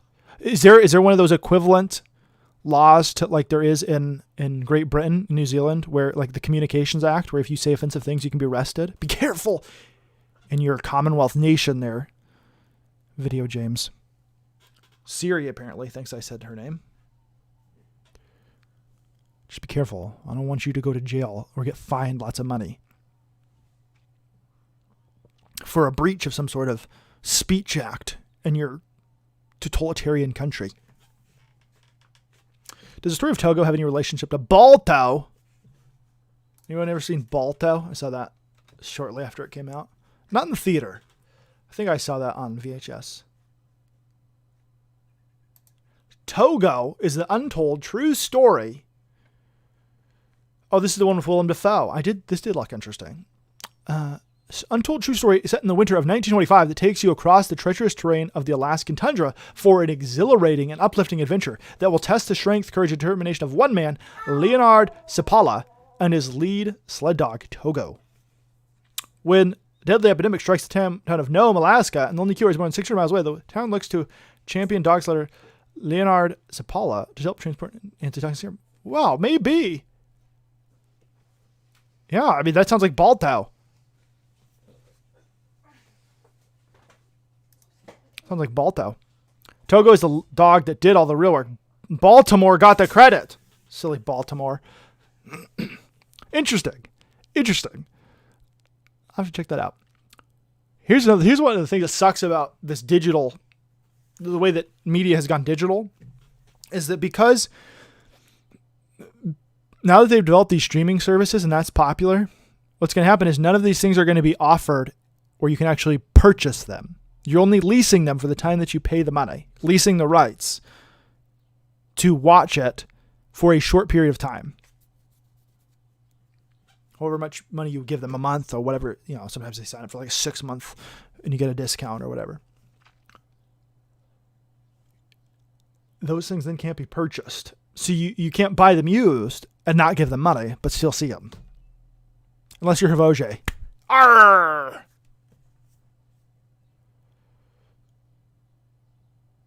Oh, is Havoge leaving? Oh no, he's just sharing Video James's channel. I was confused by the cheers. What other Disney things are good? Oh, we just watched something recently. Oh, we watched a movie recently. Let me grab it. Oh, it's going to be... I think it's green. I'm going to turn off the green screen thing so you can see it.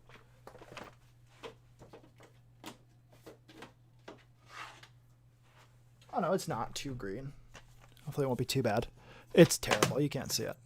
All right, here's what we're going to do. Calm down, everybody. Just calm down. Calm down. It's called Follow Me, Boys. Wow, my word. Fix that. Fix yourself thing. There we go. That's better. Follow Me, Boys. With Kurt Russell and Fred McMurray. Now, this movie is about the Boy Scouts. And as an Eagle Scout, I both enjoyed this film about somebody starting a Boy Scout troop. And sacrificing for others. Basically like the Mr. Holland's opus of Boy Scouting. pretty decent. But, the sacrifice for others, sacrificing things you want so that you can serve others. And generally, like, the benefits of scouting on making people into better people by having some sort of objective standard by which they're trying to live. Surprise, surprise. But the Boy Scouts are ruined today. They don't even exist. They've ceased to exist. The Boy Scouts have ceased to exist. They literally no longer exist. No longer called the Boy Scouts of America. It's just called BSA. Don't talk about what that stands for. Just like WWE, it no longer stands for World Wrestling Entertainment. It's just WWE. We're not wrestling here. We're athletic entertainment. We got superstars here on our WWE show. So Boy Scouts don't exist. So that is sad. That is sad. That the Boy Scouts no longer exist. And the alternatives that have been started, alternative scouting organizations, scouting type organizations for people that don't want to give in to the identity politics and the woke agendas that have taken over even the Boy Scouts.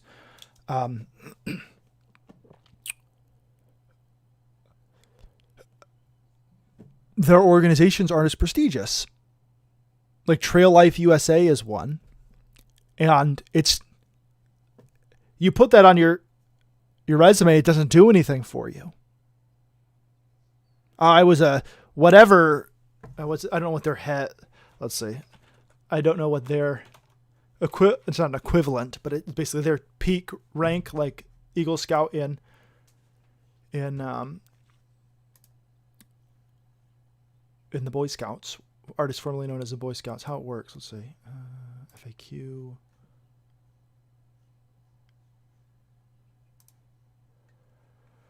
Oh.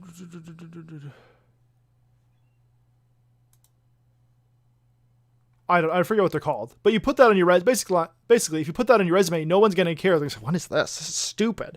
But in the past, if you put Boy Scouts of America, Eagle Scout, that meant something. It meant that you had achieved something, that you'd worked hard doing all these requirements to get to Eagle Scout, and therefore the type of person you are was one that had achieved something. But now, with the destruction of the Boy Scouts, it doesn't matter. It doesn't matter. Because it's not like fewer and fewer people are going to participate in it that are influential in the world because of the wokeness of it,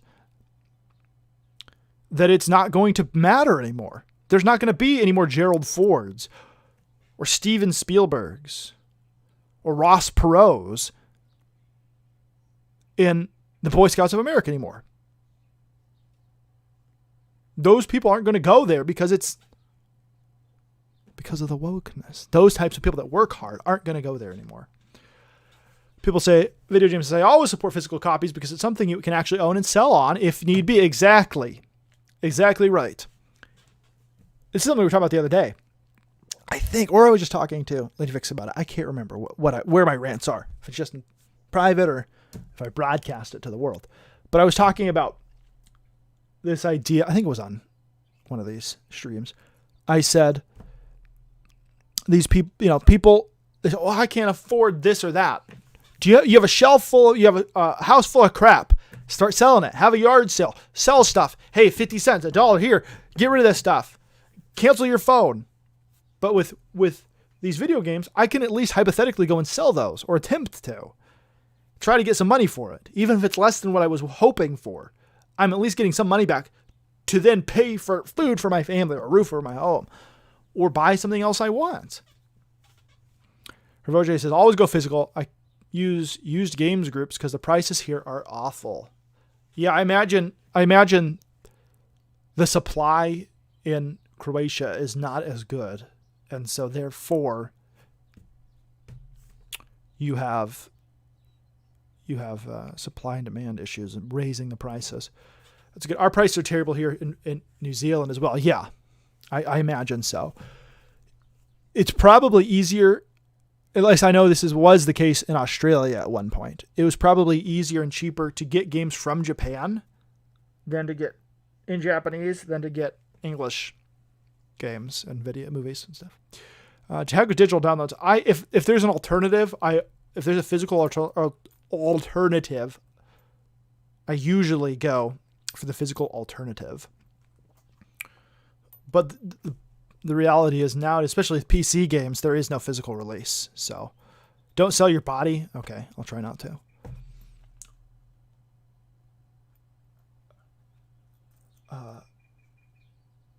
But I was property of the U.S. government when I was in the military without a say in my medical care. Where if the military says, yeah, you got to get this surgery, you got to get that surgery. People don't know that. You don't really own yourself at that point. So I did sell my body at one point to the United States military.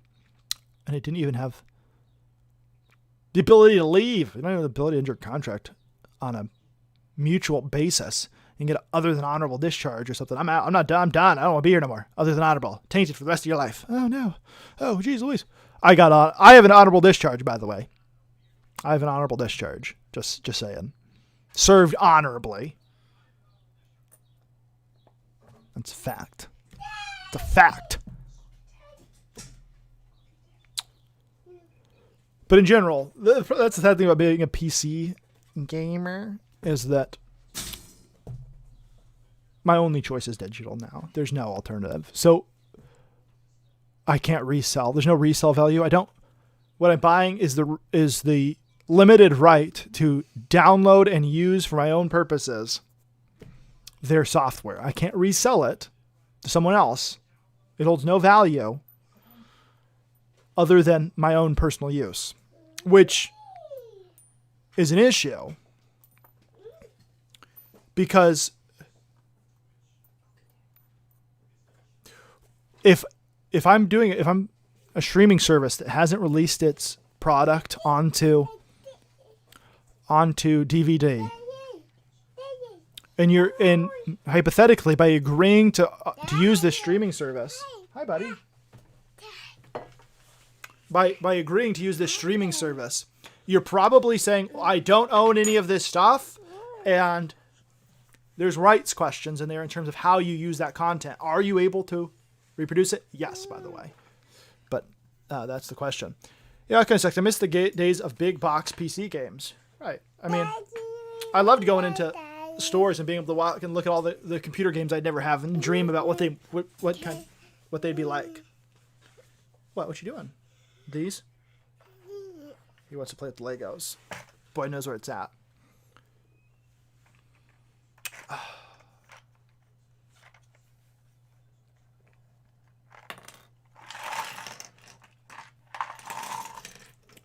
Whoop, she dropped stuff all over the ground. I don't know where everything is that you dropped.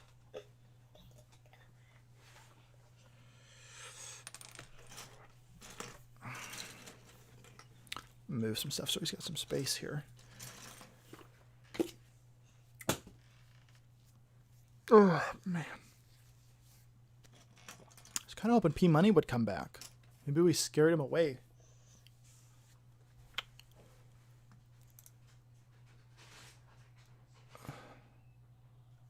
Let's see. Did we sell any stickers? It's all right if we did. I don't. Why someone would want to buy a sticker of my artwork is not something I understand. No, we didn't. No, it's still loading. No.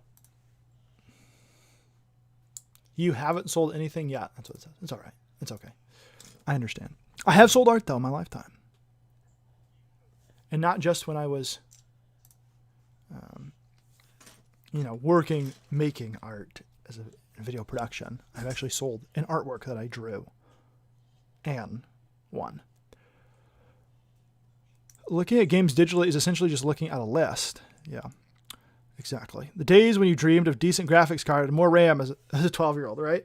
Or you you've got a computer and it's always played the games and you're a kid and you're like, man, it's going to play this one for sure. Going to play this one. You get it. You manage to save up and you get it and it barely runs. And you're just like, no, what? Are you kidding me? And then by the time you get a new computer, you really don't care about that game. I remember that happening more than once. I was so excited. I remember I saved up money and bought Need for Speed 3. Thank God that worked. But yeah, I loved Need for Speed 3. That was really fun. Yeah. Video games. I sold my art once. I'd sure like to do it again. Right? Yeah. We'll see. There's things in the works. You never know. I already have people that have committed in verbal commitments to buy my comic once it's done. Which, if Gary's still watching, I need to talk to Gary about some stuff. In fact, I'm going to message him right now.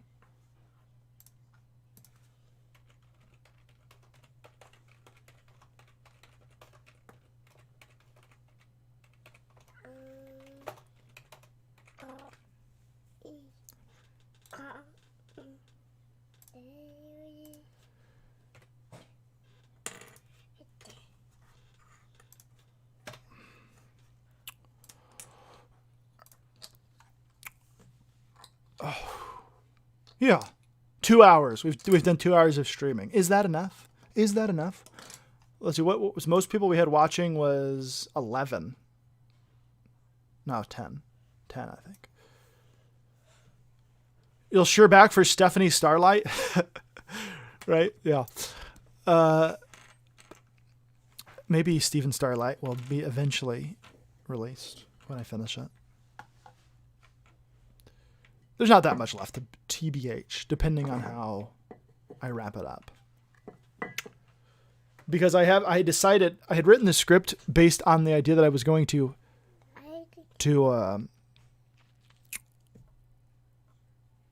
have two stories, two different characters in the same book.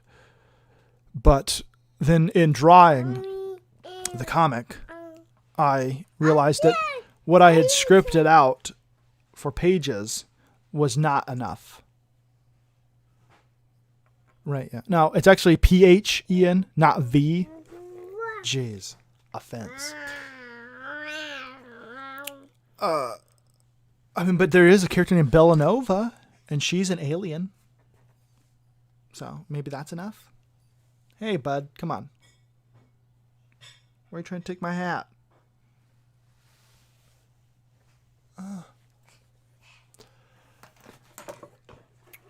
You gonna wear it?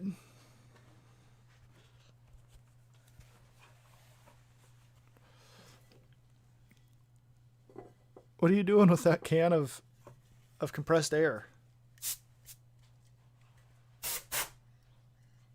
Let's not play with that.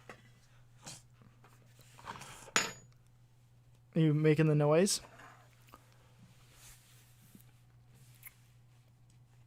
What was I saying? So I changed it. And basically what I need to figure out is, okay, what do I need to do to have what I feel is a satisfactory conclusion to a full length story rather than telling half of us, having a sort of a more cliffhangery ending and then coming out with the next part shortly because it's all going to be one. So that's what I need to do. It looks like a 90s rebel just needs the sunglasses. True, he does. Fortunately. Want to put these on, bud?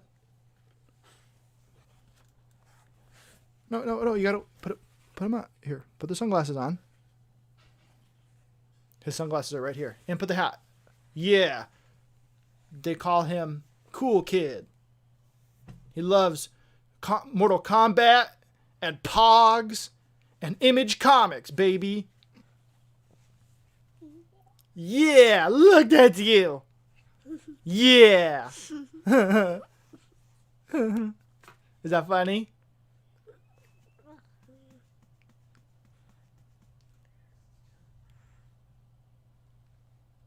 Not only that, but his sunglasses have Batman on them.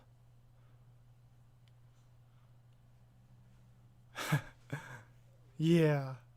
Is that fun? Now it's both of us. What do you think? Oh, I gotta put my sunglasses back on. Oh no, gotta take them off.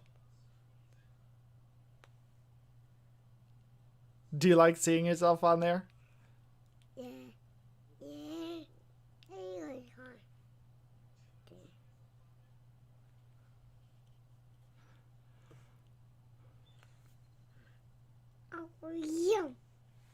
Yo. Yo, yo, yo, what up? We need Pogs again. They may save our society by teaching adolescent gambling to new generation. True.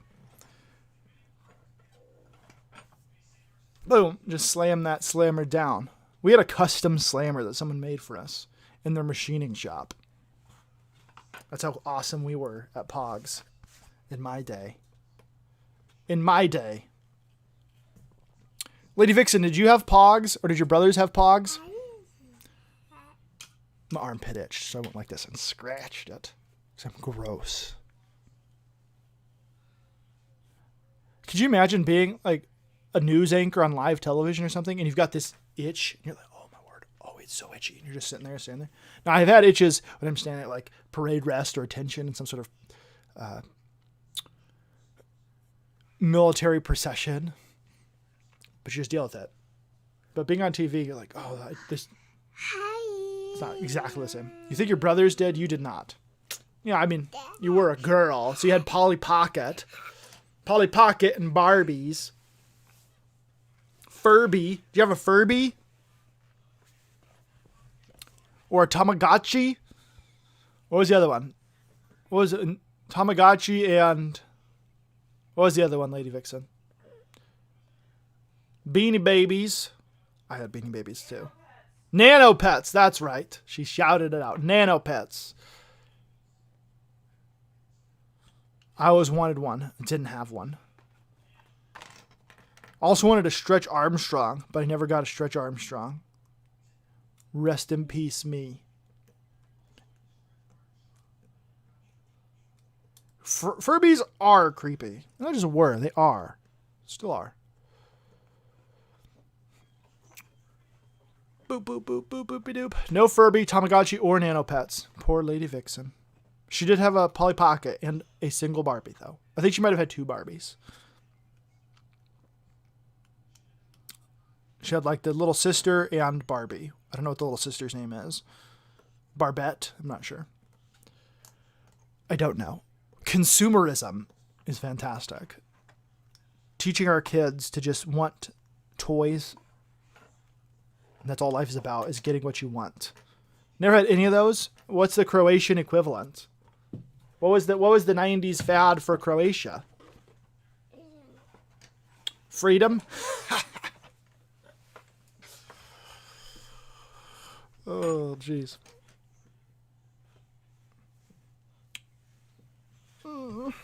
He's special. You did get a doodle bear. Oh, doodle bears. I remember those. You could draw on them and then wash them off or something. Is that right? My only big purchase was Lucky Luke for DOS. What are we talking about?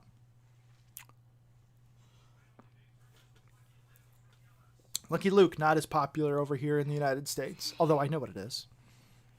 Do you remember dragonflies and sky dancers? Yeah, yeah. There were these rip things. And yeah, those were... I remember those. Croatian fad is democracy. Still hasn't ended. Yep, see, told you. Nice. I remember those, that fad with the little spinny toys that you pull the ripcord to fly up into the air. You remember those, Lady Vixen? Nerf, yeah. I had the original Nerf gun, which was just like a long tube, and it had a ball that you stuck in it, and you just went, whoop! There was no trigger or anything. It just like... You put the ball in, and then you pull it like this. I guess that shot it out, or maybe you pushed it, and it. I think you pulled it out, and then you had to push it forward, and it shot out.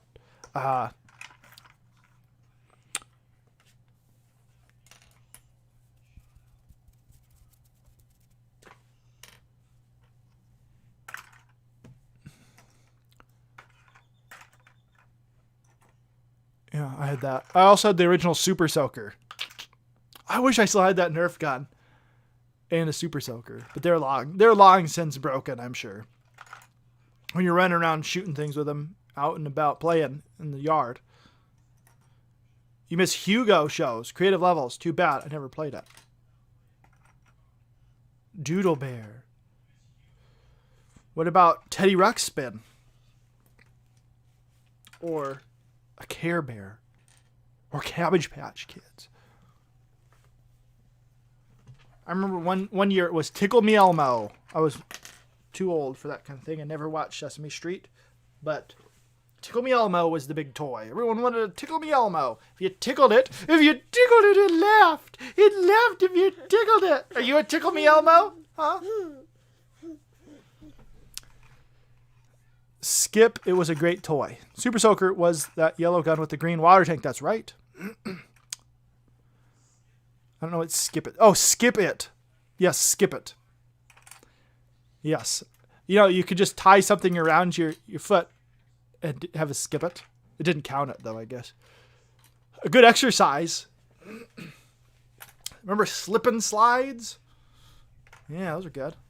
Teddy Ruxpin. There's so many great toys. Now, everybody's just too busy playing Fortnite or whatever Roblox or Minecraft. And there's not as many big toys, especially interactive toys where you're having to go outside and play with them.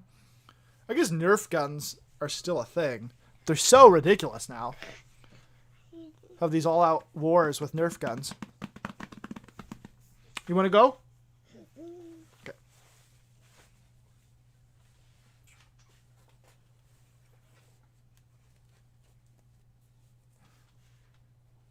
Oh, he's not even green. He's yellow. The heck? See if he actually gets in the light. No, he's see-through Ducky Man. One of the baby's toys in here. Laser tag.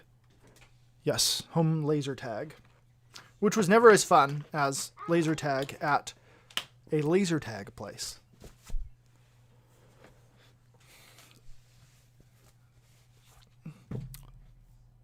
So here's what's our culture has taught us, and now they're blaming us for it. Believe in yourself, feelings over facts,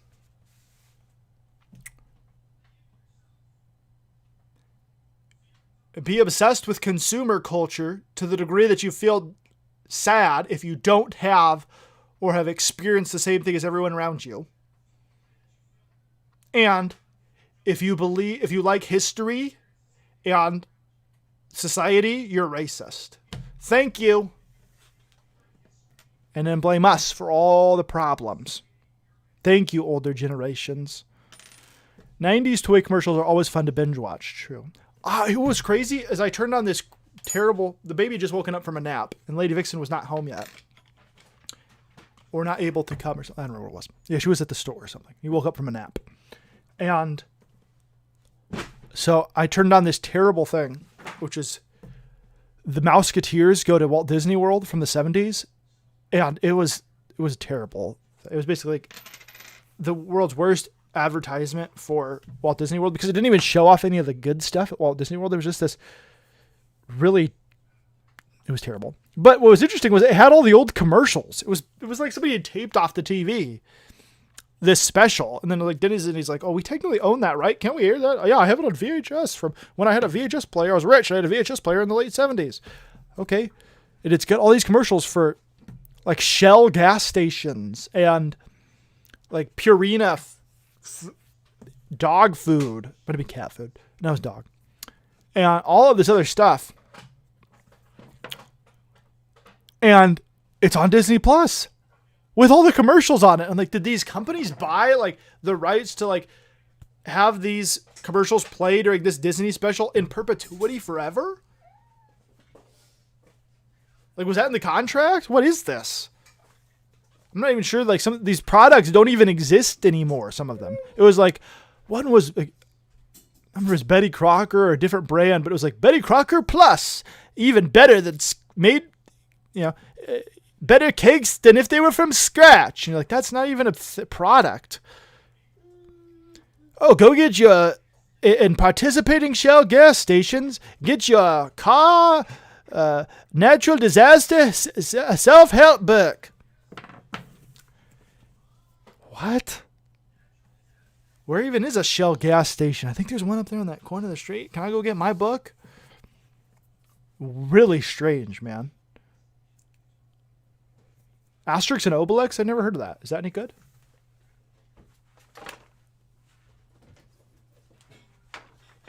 Silly Europeans and Commonwealth nation liver.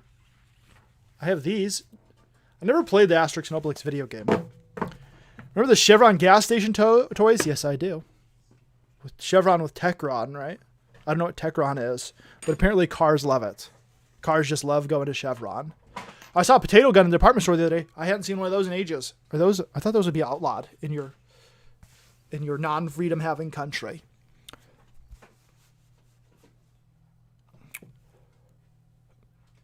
Potato guns. I think we had one. It was just a little one where you like punch it in and then you squeeze the handle, like it plunger shoots it forward. I don't remember. It was so long ago. It wasn't one of the cool things like they build in science class where it's a PVC pipe and it shoots a potato out at so many miles an hour and they take it out of the football field and like, we're going to demonstrate it. Boom. It's like, can I shoot it, teacher? No. So I didn't even get to pull the trigger? No. What's the fun of this? Just seeing it shoot? I want to shoot it. Beyblades, that was a little after my time.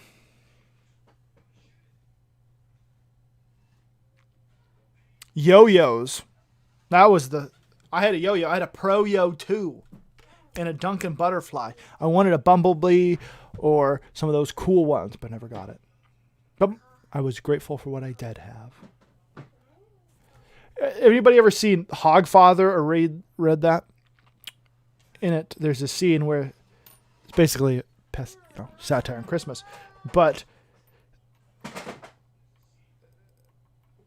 he explains like he didn't get what he wanted for Christmas. He got something else because all they could afford. His family was poor. And then Death, who's pretending to be the Hogfather, the Santa Claus equivalent, says, oh, and that was worth more than all the big rocking horses put together. That's what he wanted for Christmas. All the rocking horses in the world. And he's like, well, no, you don't think of, you don't think about that stuff when you're a kid. You're selfish when you're a kid.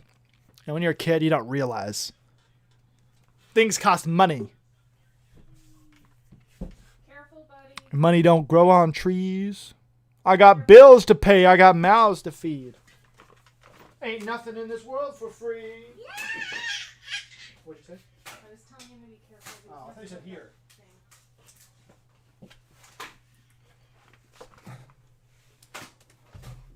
Hogfather, I only know of the big pigeon. Okay.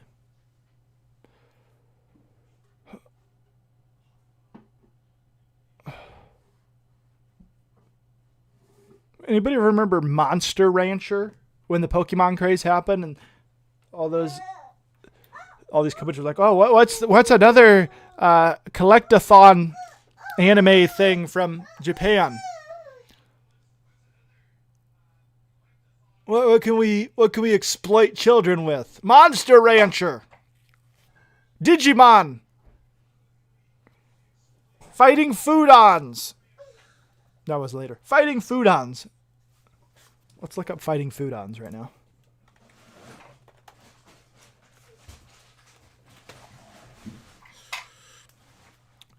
Fighting Foodons.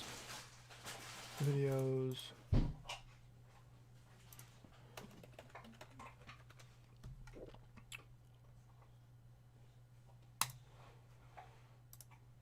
Calm down, watch. That's not what it... Hold on. Quiet down, thing. Be careful what you're doing. All right, here we go. I'm going to put on my headset here.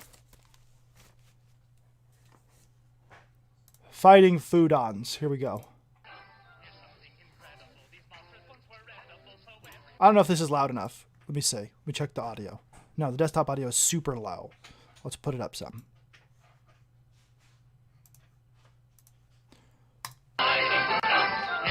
Incredible. These monsters once were edible, so everybody take a look at comic creatures you can cook. Fighting Poodles, I don't need or in between. Fighting Poodles, this is really neat routine. Pick the right ingredients to make the food obedient. Depending on the spice you add, your foodon could be really bad. Fighting Poodles, Bruno, even choose. Anyways. Anime, everybody. Anime. It's the greatest. So much quality. Everything's a winner. The Japanese are better at everything. Fighting Foodons. Maybe Monster Rancher didn't make it over to your neck of the woods. To your South Pacific Oceanic nation. Fighting Foodons, man. Come on. You have a Pokemon VHS dubbed in Croatian. Awesome. Yu-Gi-Oh! It's time to duel! Gotta have my Yu-Gi-Oh cards. I actually know someone that has Yu-Gi-Oh cards and played them. And he's kind of not as good a shape as he once was, but he was a huge bodybuilder type guy at one point in his life. Huge. And he is a big Yu-Gi-Oh cards fan. Still had his Yu-Gi-Oh cards from when he was a kid. Oh, Yu-Gi-Oh's awesome, man. Huge bodybuilder. I'm going to play my Blue Eyes White Dragon.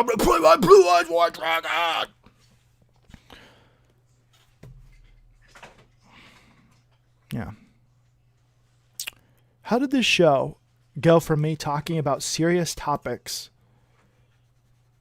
in society to yelling about Yu-Gi-Oh cards? That's the kind of amazing content you can expect on this channel. And if you want to continue to see it, don't forget the Patreon is pinned above. For as low as $1 a month, you can listen to my child dump out his toys behind me. I want to see your VHS collection. I still have some of my favorite things on VHS, but we did get rid of a ton of it. But I still have a VHS player. And I still have VHSs, including Star Wars on VHS, Star Trek on VHS, Kidnapped, like we spoke earlier about, Swiss Family Robinson, The Parent Trap, and whatever Lady Vixen had from growing up. This isn't the stream we needed, but the stream we deserved. And remember, Pumbaa is fat. It's true. They didn't block it that time, apparently, if it's in the context of the sentence. But if it's just the main subject, I guess it's allowed. I'm not sure. Gargoyles, Batman, Inspector Gadget, The Mask, G.I. Joe, Incredible Crash Dummies, Ace Ventura Pet Detective cartoon. Remember the Ace Ventura Pet Detective cartoon? The 90s. If it was a popular movie, let's make a cartoon out of it. Oh, but that movie wasn't really for children. A lot of sexual jokes in that. Are you sure it's appropriate for children? Doesn't matter. It was popular. Kids like it. Okay. Not going to be like the, going to be a little weird. Beethoven, popular cartoon, which is on Peacock, by the way, at least here in the United States of America. So if you remember the Beethoven cartoon, and you haven't seen that since 1993, it's on Peacock. Stop shaming Pumbaa. When he was a young warthog, he could clear the savannah after every meal. Something else. Be prepared. There we go. Oh, yeah, that's right. I don't know what's right. But Incredible Crash Dummies. Remember that? That was real popular. I had an Incredible Crash Dummies toy. I remember that. Yeah, there was a Beethoven cartoon, man. I never watched Toxic Crusaders. Incredible Crash Dummies. I had an Incredible Crash Dummies too. I might have had a couple of them. And you push the button and they explode. They flew apart. It's inevitably the pieces got lost. Terrible toy. Because the pieces came apart and then you lose one, it's done. Lose one arm, done. But if you lose like an accessory for a G.I. Joe, well, I still got the other accessories from the other toys. I can use this guy. But that's one of the few toys like that, action figures I had like that.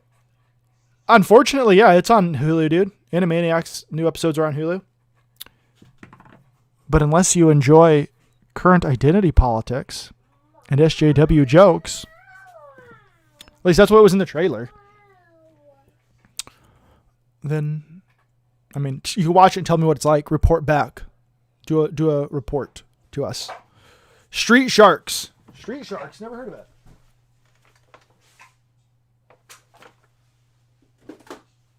Or do you mean this? Street Sharks? They're jawsome, dude. They're jawsome. I don't know. I honestly haven't watched it, but from the trailer, Captain Hiltz, it did not look good. They were jawsome. I remember Mighty Max. That's the Polly Pocket equivalent. You basically love Polly Pocket if you like Mighty Max. Batman, Superman, Adventures, Teenage Mutant Ninja Turtles, Mighty Max, Biker Mice from Mars. Oh, you know what's another show? You guys probably don't remember this one. Don't remember this show.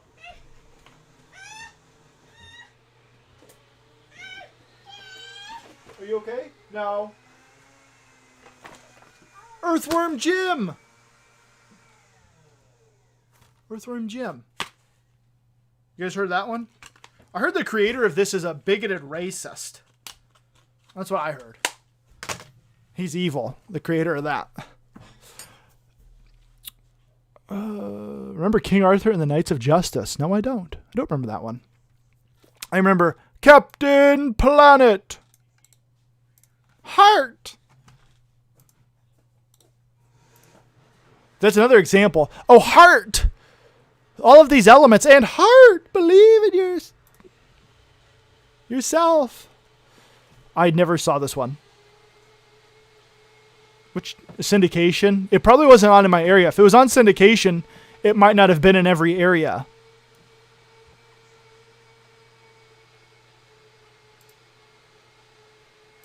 Avi Arad, produced by Avi Arad.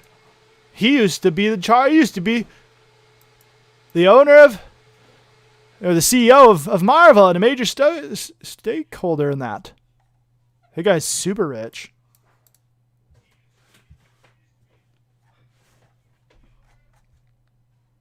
First thing he ever produced. Interesting. Used pirate flag to watch Earthworm Jim. Such bigotry in the show. Not surprising. Not surprising. Doesn't say who made it, but I think I remember seeing a name on here somewhere. Buddy, what are you doing?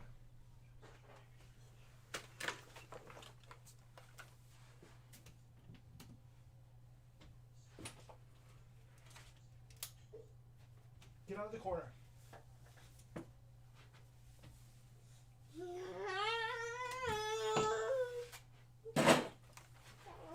Ugh. He turned off my light. It's all good. I just unplugged it now because he's messing with that. Conan 90s cartoon. Don't know what that is. Never seen that.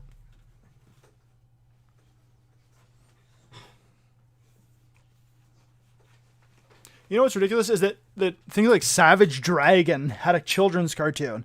Oh, let's put on this cartoon. Let's adapt it. It's popular. Let's make a cartoon of it. Have you read the comic? No? Not for kids.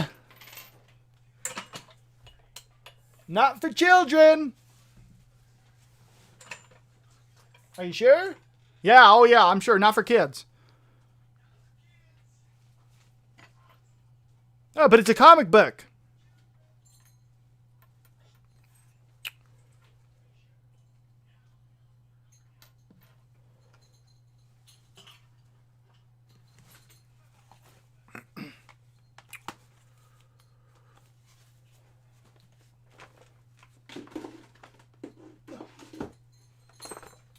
The sad thing is not all those old shows got put onto DVD. Even when they had things like print on demand, DVD things, DVD services, they still didn't get put on there. And now the rise of streaming services, it's unlikely that we're ever going to see those. Ooh.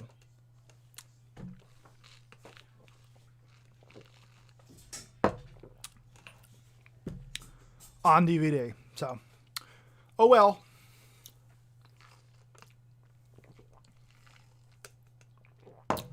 Anybody remember Marsupilami?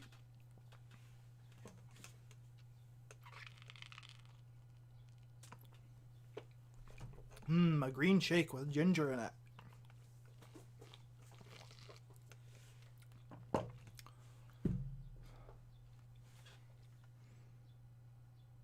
Boom!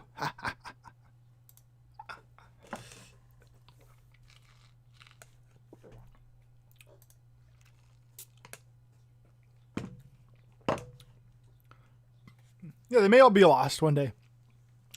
Hopefully, what happens, eventually, some of these things will start to go in the public domain, and they'll get rescued. They'll still exist. Somebody will have them. Some of those pirate flag waving people will have, they'll have found ways to obtain them and maintain them, and they'll then be released to the public domain. But that won't be in our lifetimes. Cancel culture prompted me to buy. Yeah. Buy Flintstones, Jetsons, Johnny Quest, Gone with the Wind recently on Blu-ray. Yeah, I got Gone with the Wind for that reason too. And I want to get Flintstones and Jetsons and a lot of the Hanna-Barbera stuff because a lot of that was released. It's my intention to try to get as much of that stuff as possible. Because there's no guarantee that they're not going to take those episodes off of things. And I'm not opposed to necessarily, like, we turned on one of our Looney Tunes collections had a trigger warning on it. And it's like, I'm not, okay, it's stupid, but as long as I can watch it, let me make my own choices. But if they're going to eventually take those things away like they did Dr. Seuss. Because DC's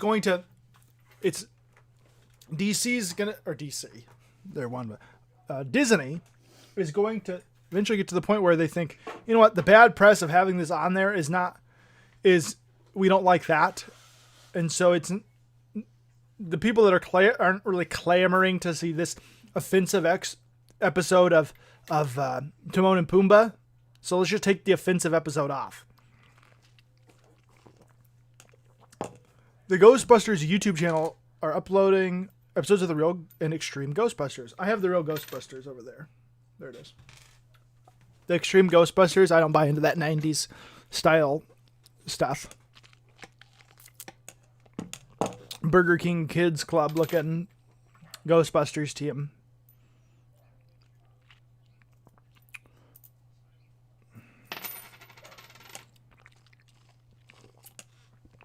Extreme.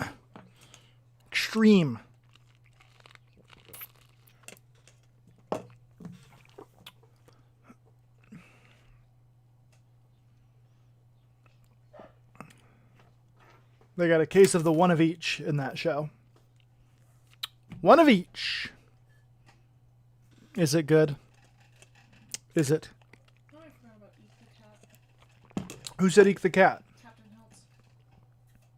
Yeah, I remember Eek the Cat.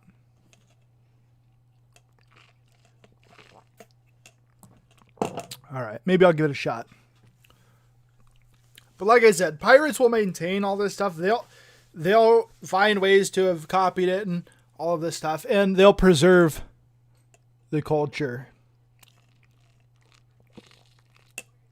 You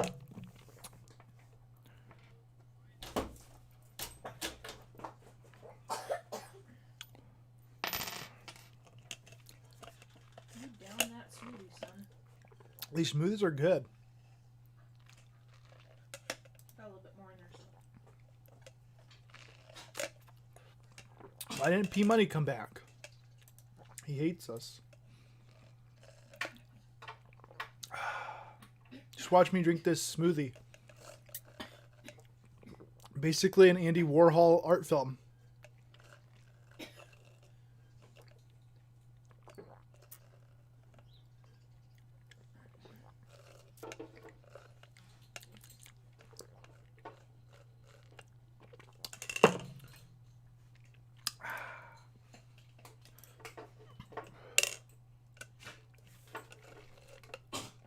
What else was from the 90s?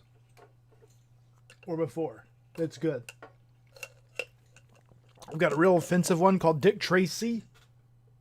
The Dick Tracy Show. It's full of stereotypes, including an Asian policeman. Let's see if I can show you my favorite thing ever.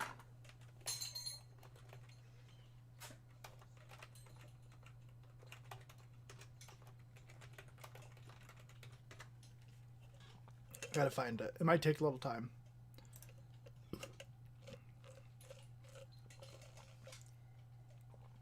Oh no. Really?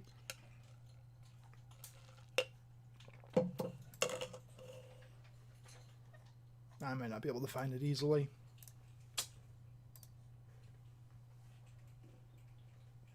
It used to be on Amazon Prime, but it doesn't look like it is. Hey, hey.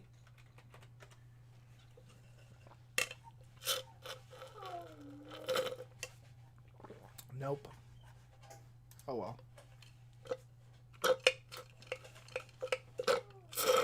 No. I think they're still using like Don't stand in that. wood burning stoves and stuff up there. No. Lag. What?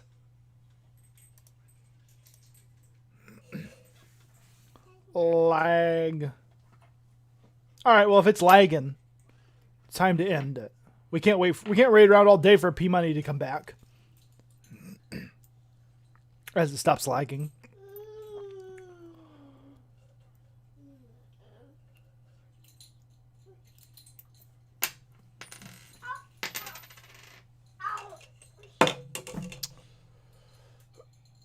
Maybe we'll go to the 3rd hour mark and then we'll be done. Probably going to try putting him down for a nap soon, so. What? Lady Vixen's gonna put the baby down for a nap.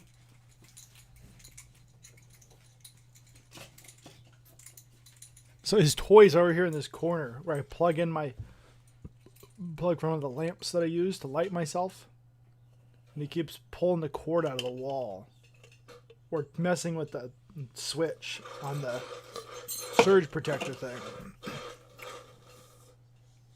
What's crazy is we've actually...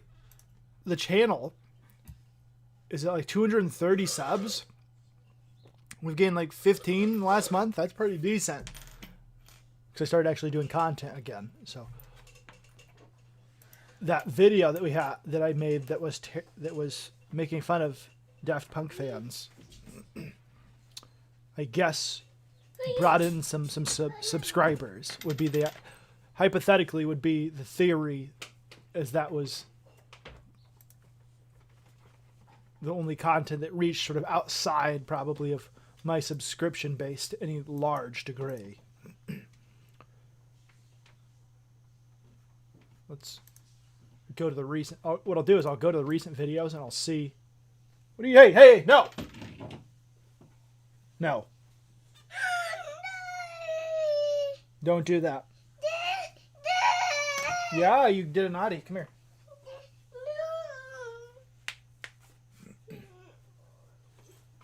He was trying to plug in the electrical cord. Whoops. Good thing I was here.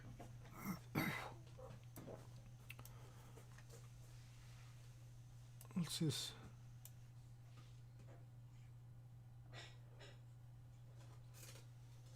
I mean, it's obvious.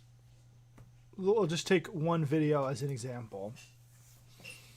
So this is the one that was entitled,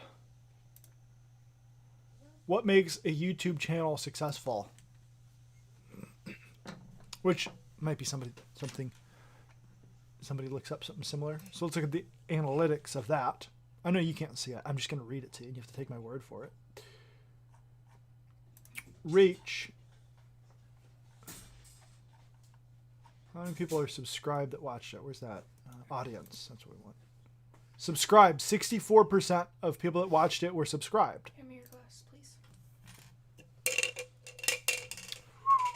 Now, Society is Crumbling. Arthur Miller's All My Sons. Let's see that one. Audience. 74% of people that watched it were subscribed. And obviously, since I don't have 1,237 subs or anywhere near that. Sorry, 238. The Daft Punk video. 96% not subscribed. So one would think that video is most likely the strong candidate for new people coming to the channel.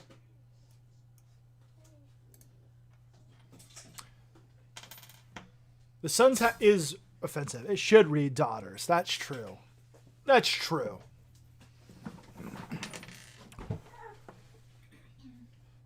It's offensive that the son is called the son. It should be called the daughter.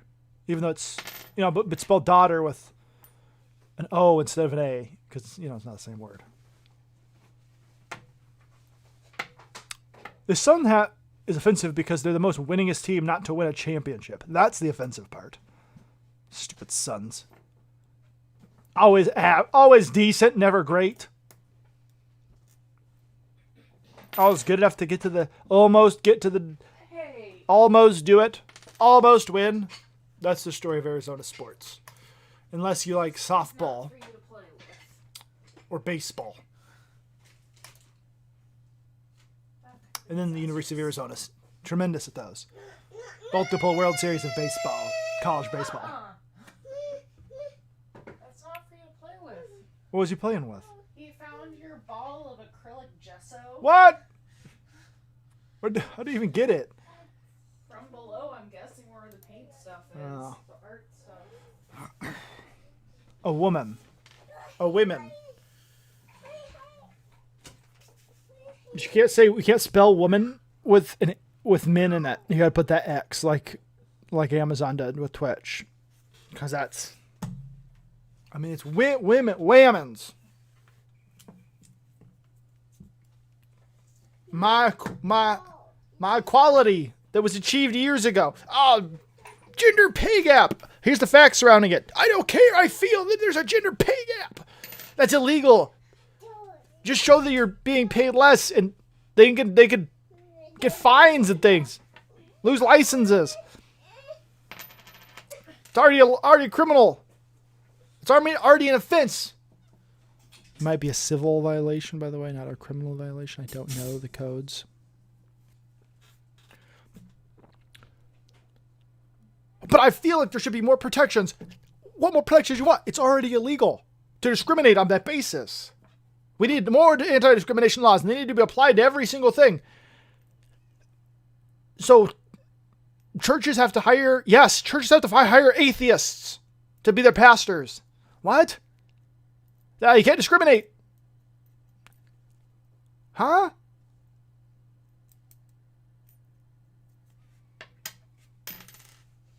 Insanity. Mind-bending leaps of logic. There's not even logic included in any of this stuff. It just gets more and more ridiculous every day. Every day, I think, can they possibly do anything dumber?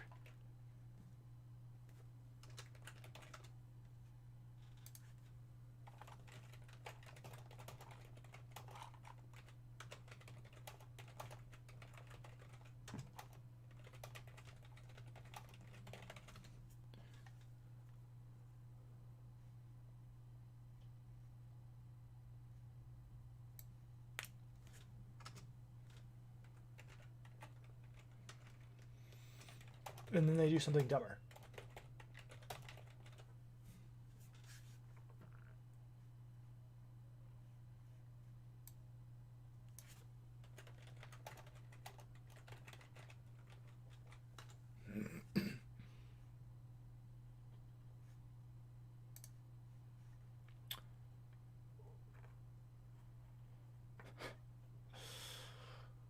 Oh, here we go. Here's the response from Buckingham Palace regarding, this is hard hitting. I care about this a lot. I care about what the Queen says about these allegations.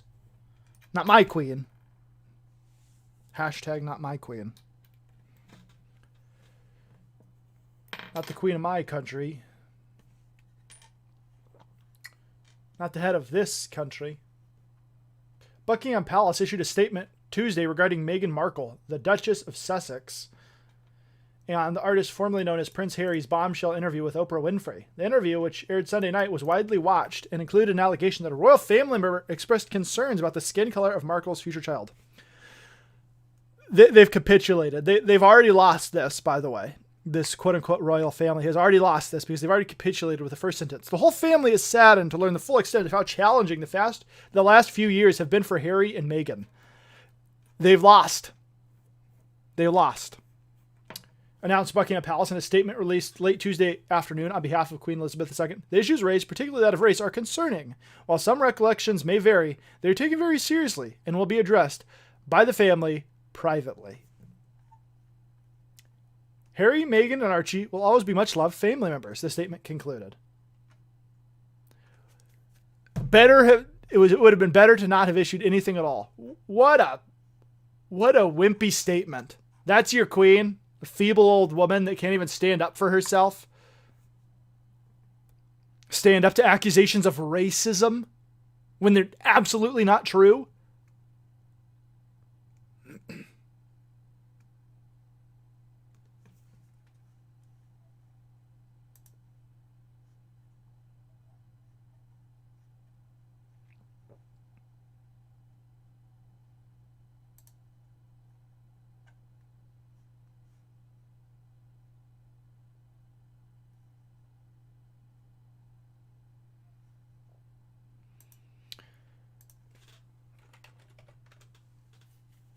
I mean, is it possible for an American to be disappointed in the queen of a country that they declared their independence from and it had wanted to have nothing to do with that monarchy? I don't know, but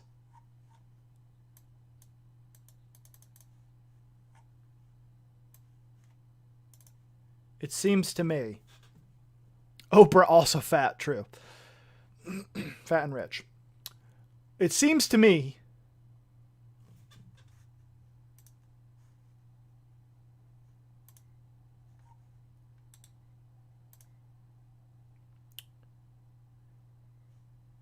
that the queen should have stood up for herself and been like, no.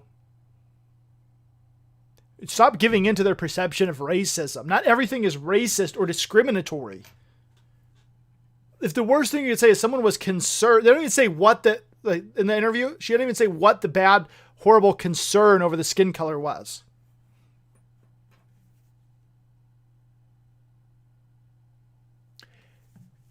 In my opinion, if these Brits, if these Germans that have usurped the throne of England, if they don't want to have these issues with people, stop marrying Americans. It's never gone well over there for them. That's all I'm saying.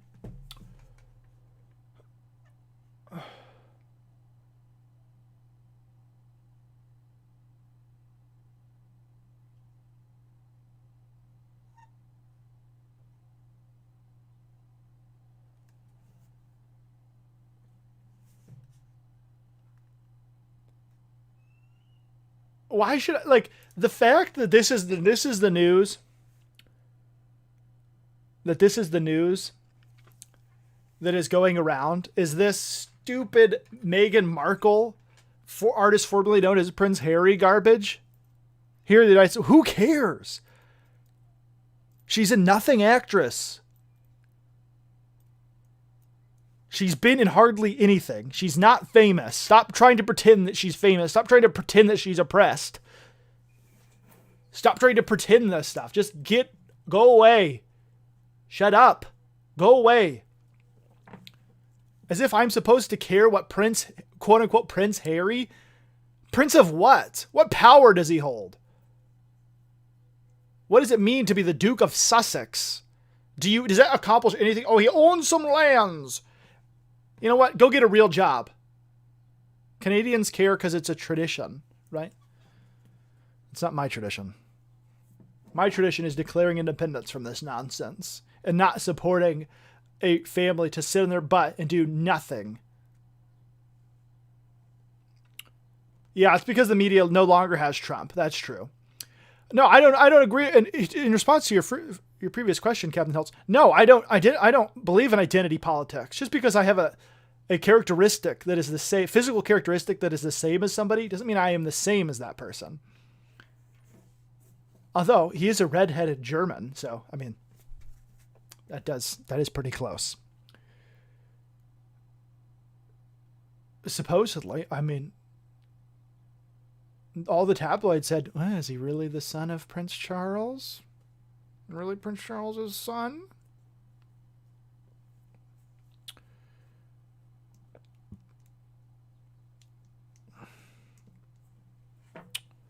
I'm not British. I'm not a member of a Commonwealth nation. Recognizes Queen Elizabeth II as the head, somehow the head of my country. No interest. None. Here's my interest. I don't know. I was going to show the clip of the Patriot again, but I decided against it. For once, modern SNL was right with that election ad skit. I've not watched SNL. I've not watched a full episode of SNL, or even like a majority of an SNL episode. Spears was on it in like 2000, 2001, somewhere around there.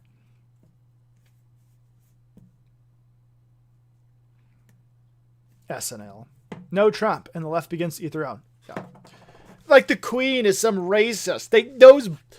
Those British conservatives and the Queen and their ilk, they're constantly capitulating and giving into the craziness of the left. Always. They want to talk to me about tradition. It's all show.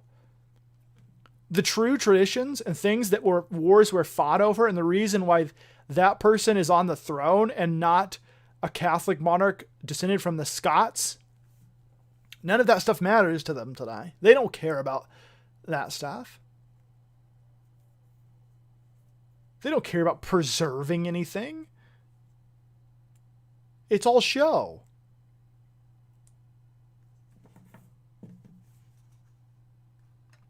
This kid talks about what people will do if Trump loses the election. What will we talk about?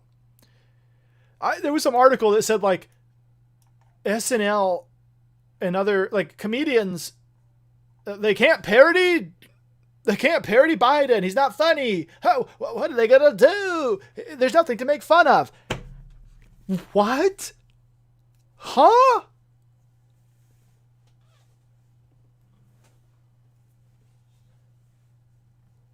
The man is literally, this is his legacy so far. No real press conferences, no questions answered directly by him.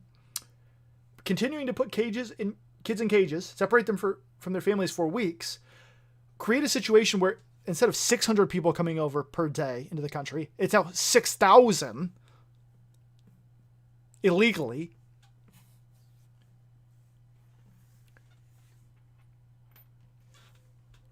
And they're considering stopping saying that China is committing genocide. Well, they're making a distinction. They have committed genocide. Do you think they've stopped? On what grounds do you think they've stopped forcibly harvesting the organs of people?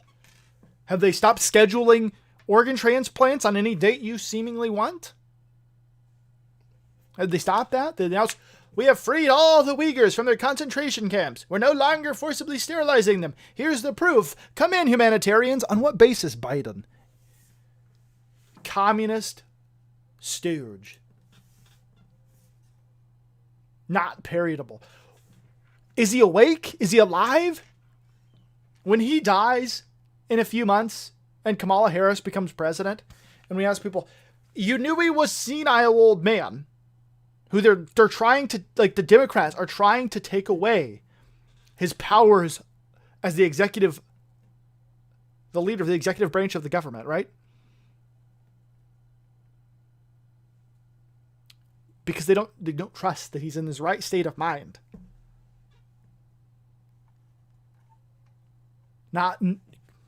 What's there to make fun of? Huh? Are we living in the same place? He doesn't remember his own Secretary of Defense? Is his name? What's his name? The guy from the place. That's pretty much what he said just the other day. The guy, from the place, the thing over there, the secretary, the defense secretary. Didn't you appoint him? Didn't you vet this guy? Don't you know who he is? Aren't you talking to him on a regular basis? You don't know his name? Can you recall his name?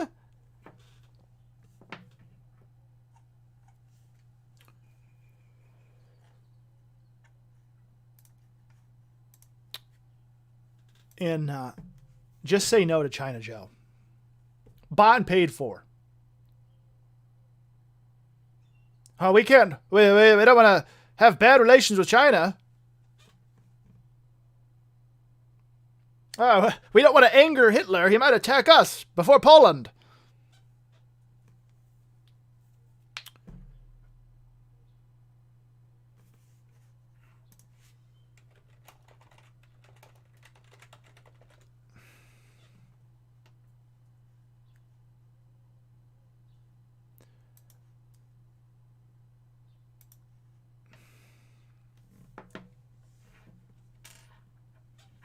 China.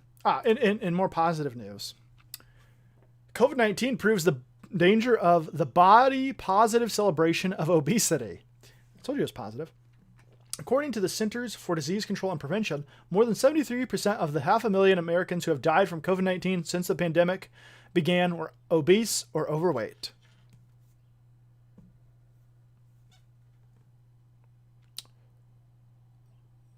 The data of one study group found 46% of those who died from the virus were obese and 27.3% were overweight. A body mass index of above 30 is considered obese, while overweight people have a body mass index of 25 to 29.5, or 29.9, sorry. In the U.S., about 70% of Americans are considered overweight, with 42% classified as obese. In addition, the CDC found that nearly 8 in 10 people hospitalized for the virus were either obese or overweight. According to the World Obesity Federation, only old age rates are a higher risk factor. Oh, sorry. This is a weird sentence. Only old age rates as a higher risk factor for COVID-19 death. And that increased body weight is the second greatest predictor of hospitalization and risk of death for those who catch the virus. Fancy that. Fancy that. So what it means is, if I'm not old and I'm not overweight,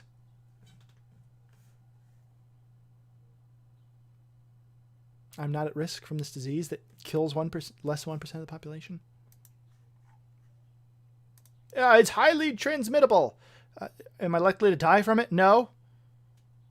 Am I likely to be hospitalized from it if I'm in good health? No. Will I feel crappy for about a week or two maybe? Yeah. But otherwise I'll be fine? Yeah. So I won't die? No, probably not. A very slim chance. Small chance you'll die. Oh. So why do I have to wear a mask when I go in your store? Why do I have to wear a mask when I'm outside at this ball game with nobody around me? Why don't I just sit away from people? Not let them breathe right in my face and cough on me. Wash my hands. Oh, I gotta wear a mask? I'm outside. You're nowhere near me. It's your rules. Oh, you gotta wear a mask?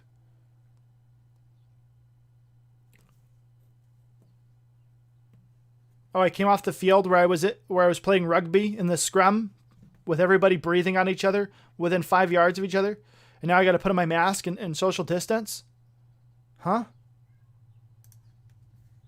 Pumbaa and Oprah are high risk. They better double mask. True. Pumbaa, brother, one thing's got, you got to make a choice. Are you going to continue to believe in this body positive image? Fat, it's not fat shaming, bro. You're at risk from this COVID-19. Increased risk. Healthy at any weight. Healthy at any weight. That's what they say. Healthy at any weight. That's not real. That's not real. This idea of this is healthy. What, like in some sort of fantasy world it's healthy? It's not healthy to be underweight, and it's not healthy to be overweight. That's body shaming. That's fat shaming. No. I want you to live. I want you to still be alive.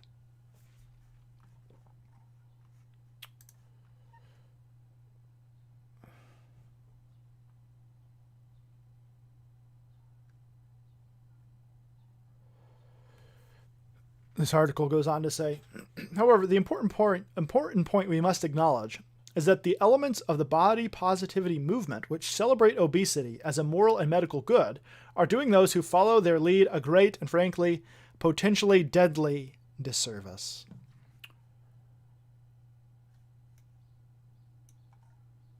Be proud of who you are, giant overweight person. How did they get overweight?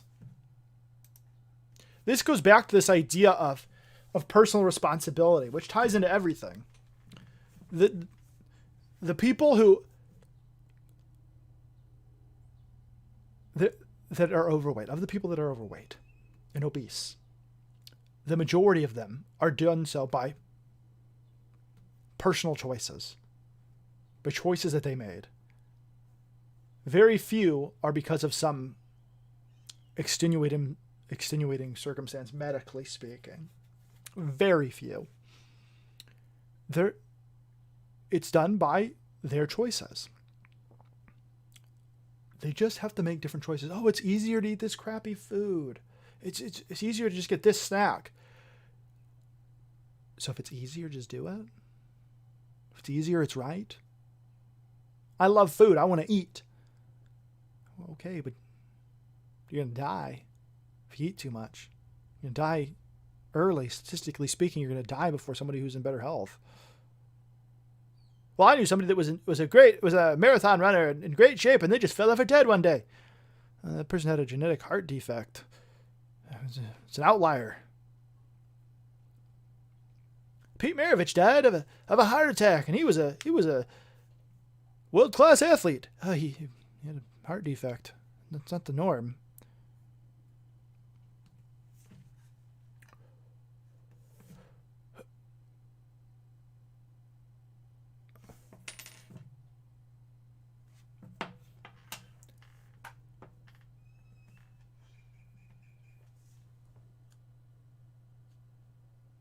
That's the world we live in. That's the world we live in. Now to pop culture. Let's see what pop culture thinks I can rant about.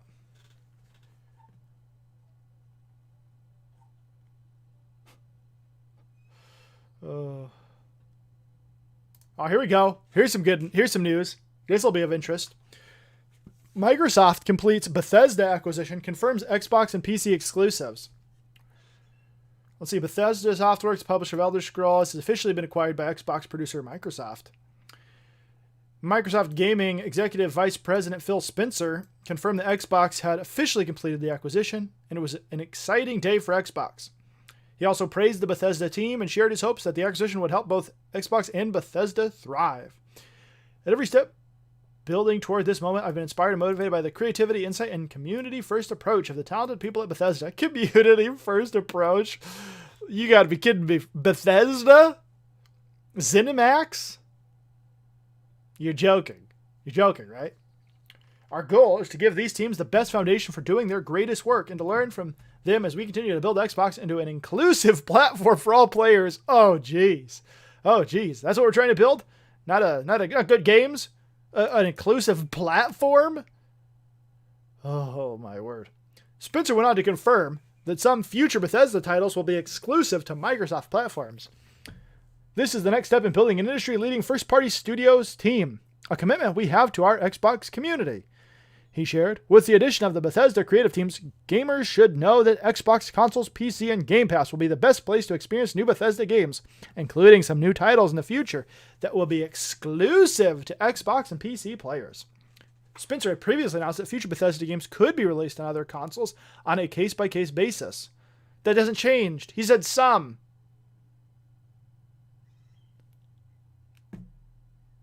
There's no contradiction there. Yeah, he previously said that. Are you trying to say that he's not saying that now? He said some games would be exclusive. Spencer also gave his condolences to Bethesda co-founder and CEO Richard A. Altman and shared his dedication to continuing Altman's work. I guess that man died. I don't know. It doesn't really spell that out. I'll miss the opportunity to work directly with him on the future of our combined teams, but I know that his spirit will live on. I guess he died.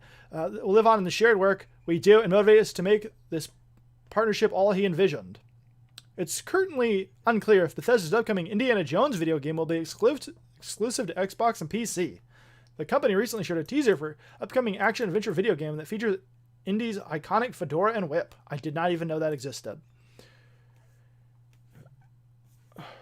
Bethesda Softworks dropped an ominous teaser? An ominous teaser? For an Indiana Jones game? Okay.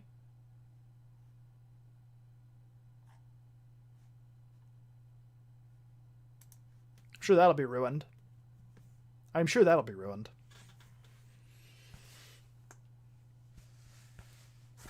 I'm going to show you a nice picture of Prince Harry. This bastion of wokeism. Just what a great image. What a great man that he is. There you go. There's Prince Harry. There he is.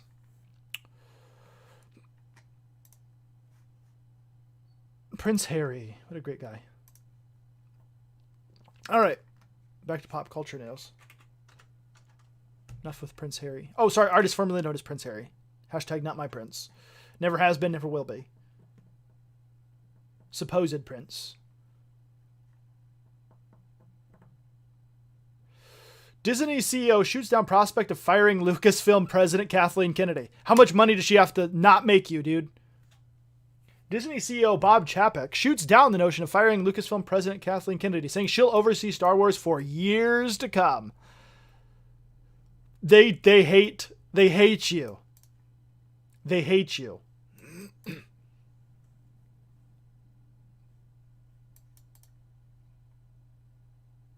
Which, by the way, doesn't mean she's not going to be fired. Just because this guy said it doesn't mean that they're not actually going to fire her. That stuff happens all the time. We love her. We want her to be here forever. Fired the next day. Happens all the time. I mean, when you have these movies you make $1 billion. Next one, that's the third one, you expect to be tops, right? Just make more and more money. It didn't, because it was terrible. Her direction sucked. Her leadership of Lucasfilm sucked. And blame George Lucas. George Lucas was the sole owner of a company that owned one of the biggest IPs in the world. And he decided to sell it to communist Disney. The Communist People's Republic of Disney. Because we hurt his feelings by telling him he made bad films. I don't want to be told I made bad films. Then make good films, George. Don't give it to the evil empire. Don't sell it to the emperor. Jar Jar. Might as well call him Jar Jar. Sold us out. Sold us out to the emperor. Sold us out to Palpatine. I would like to propose us. We form a galactic empire called Disney. That's my Jar Jar Binks impression. I didn't make the movie, George Lucas did. Get mad at him.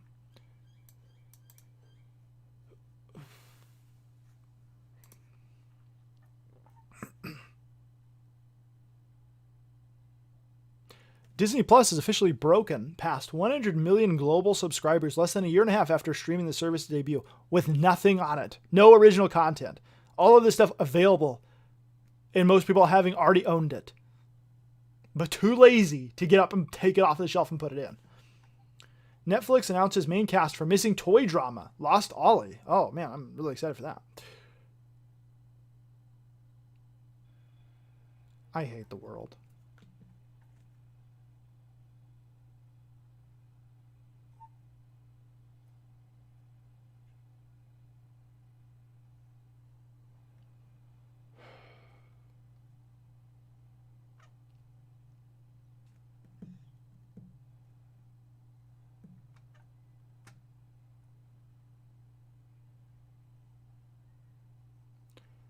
There's not much of interest. I'm scanning through this website and its articles. There's nothing of interest.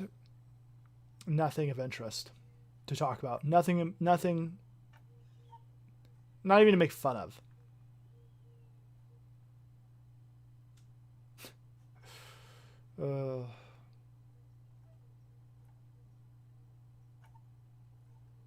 Literally nothing. That's our culture. It's just stuff like, why this moment in WandaVision could have been better.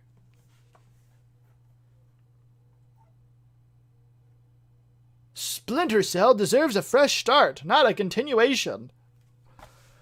What? Who cares? Just make a good game. It's a video game. What do you call a game with great gameplay and a crappy story? A great game. Thank you, Dr. Naple, for telling us the truth. Did you talk about the cancellation of Pepe Le Pew? I have not. Perpetuates rape culture, Pepe Le Pew. Just stupid.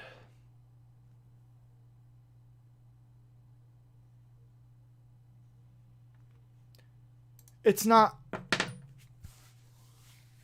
That's not what it's about. But they don't care. They want to destroy anything and everything of the last culture and put in its place their preferred ideology. It doesn't matter if they're truthful about the past ideology. It doesn't matter if what they're saying is true or not.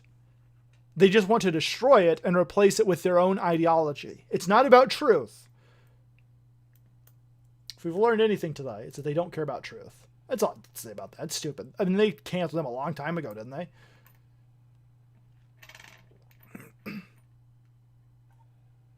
Okay, this one I got to show you. This one is just absolutely not true. And any standard of truth and reality, this headline cannot be true. The Simpsons, Bart's 3-part romance was a story with Zooey Deschanel is great. Nothing that The Simpsons has done anytime recently has been great. That is a lie from the pit of hell. Cancel. You want something canceled? Cancel The Simpsons. It's over. It's over.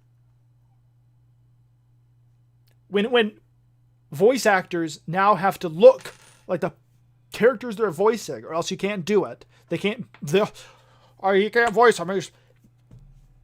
So I guess, sorry, Tom Kenny, you don't look like a sponge in the ocean. You can't be SpongeBob anymore.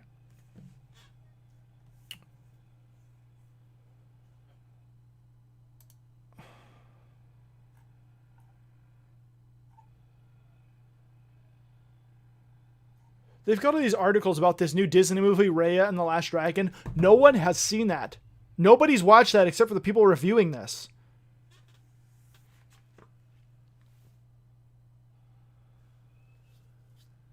Who's paying $30 on top of their Disney Plus subscription to watch that?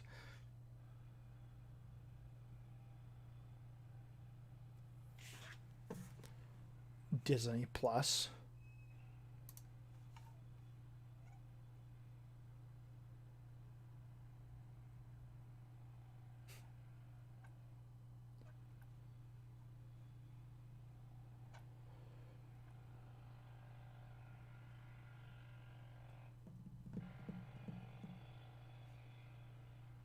Oh my! Oh, so they're remaking the classic show Kung Fu. If you didn't know, we're making the classic show Kung Fu apparently, and the trailer has dropped, and no more male leads, female lead. I think that kind of sums it up. You can't just create your own new things.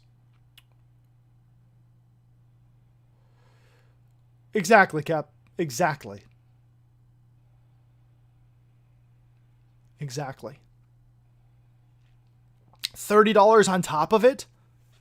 And notice, I haven't seen any articles telling me how much money they've made from that, how much money they're making from these things, because they don't want you to know. Trailer for what? Kung Fu, the new remake of Kung Fu, starring women. They can't just make their own new garbage. They have to destroy what came before. They have to redefine it. They don't want you to think of what came before that represents the evil patriarchy or the evil systemically racist system. It has to be different, has to be changed.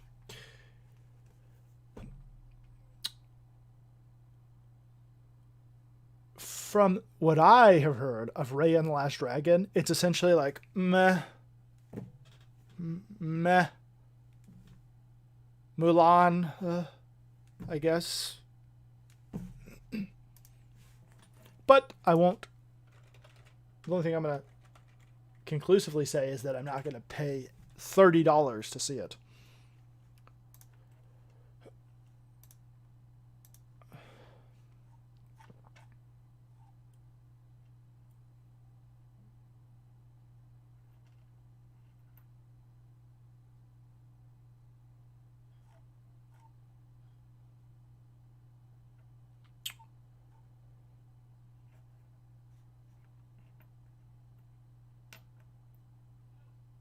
It may be a good movie. I don't know. I haven't seen it. Hervoje says, watch Warrior. Great show based on an old concept by Bruce Lee. Tong Wars in 1880s in San Francisco. Maybe I will. Maybe I will. All right. We waited long enough for P-Money to get back. He hates us because I'm a Calvinist. I'm glad I improved your workday, Cap. I always enjoy when you're here and engaging in the show.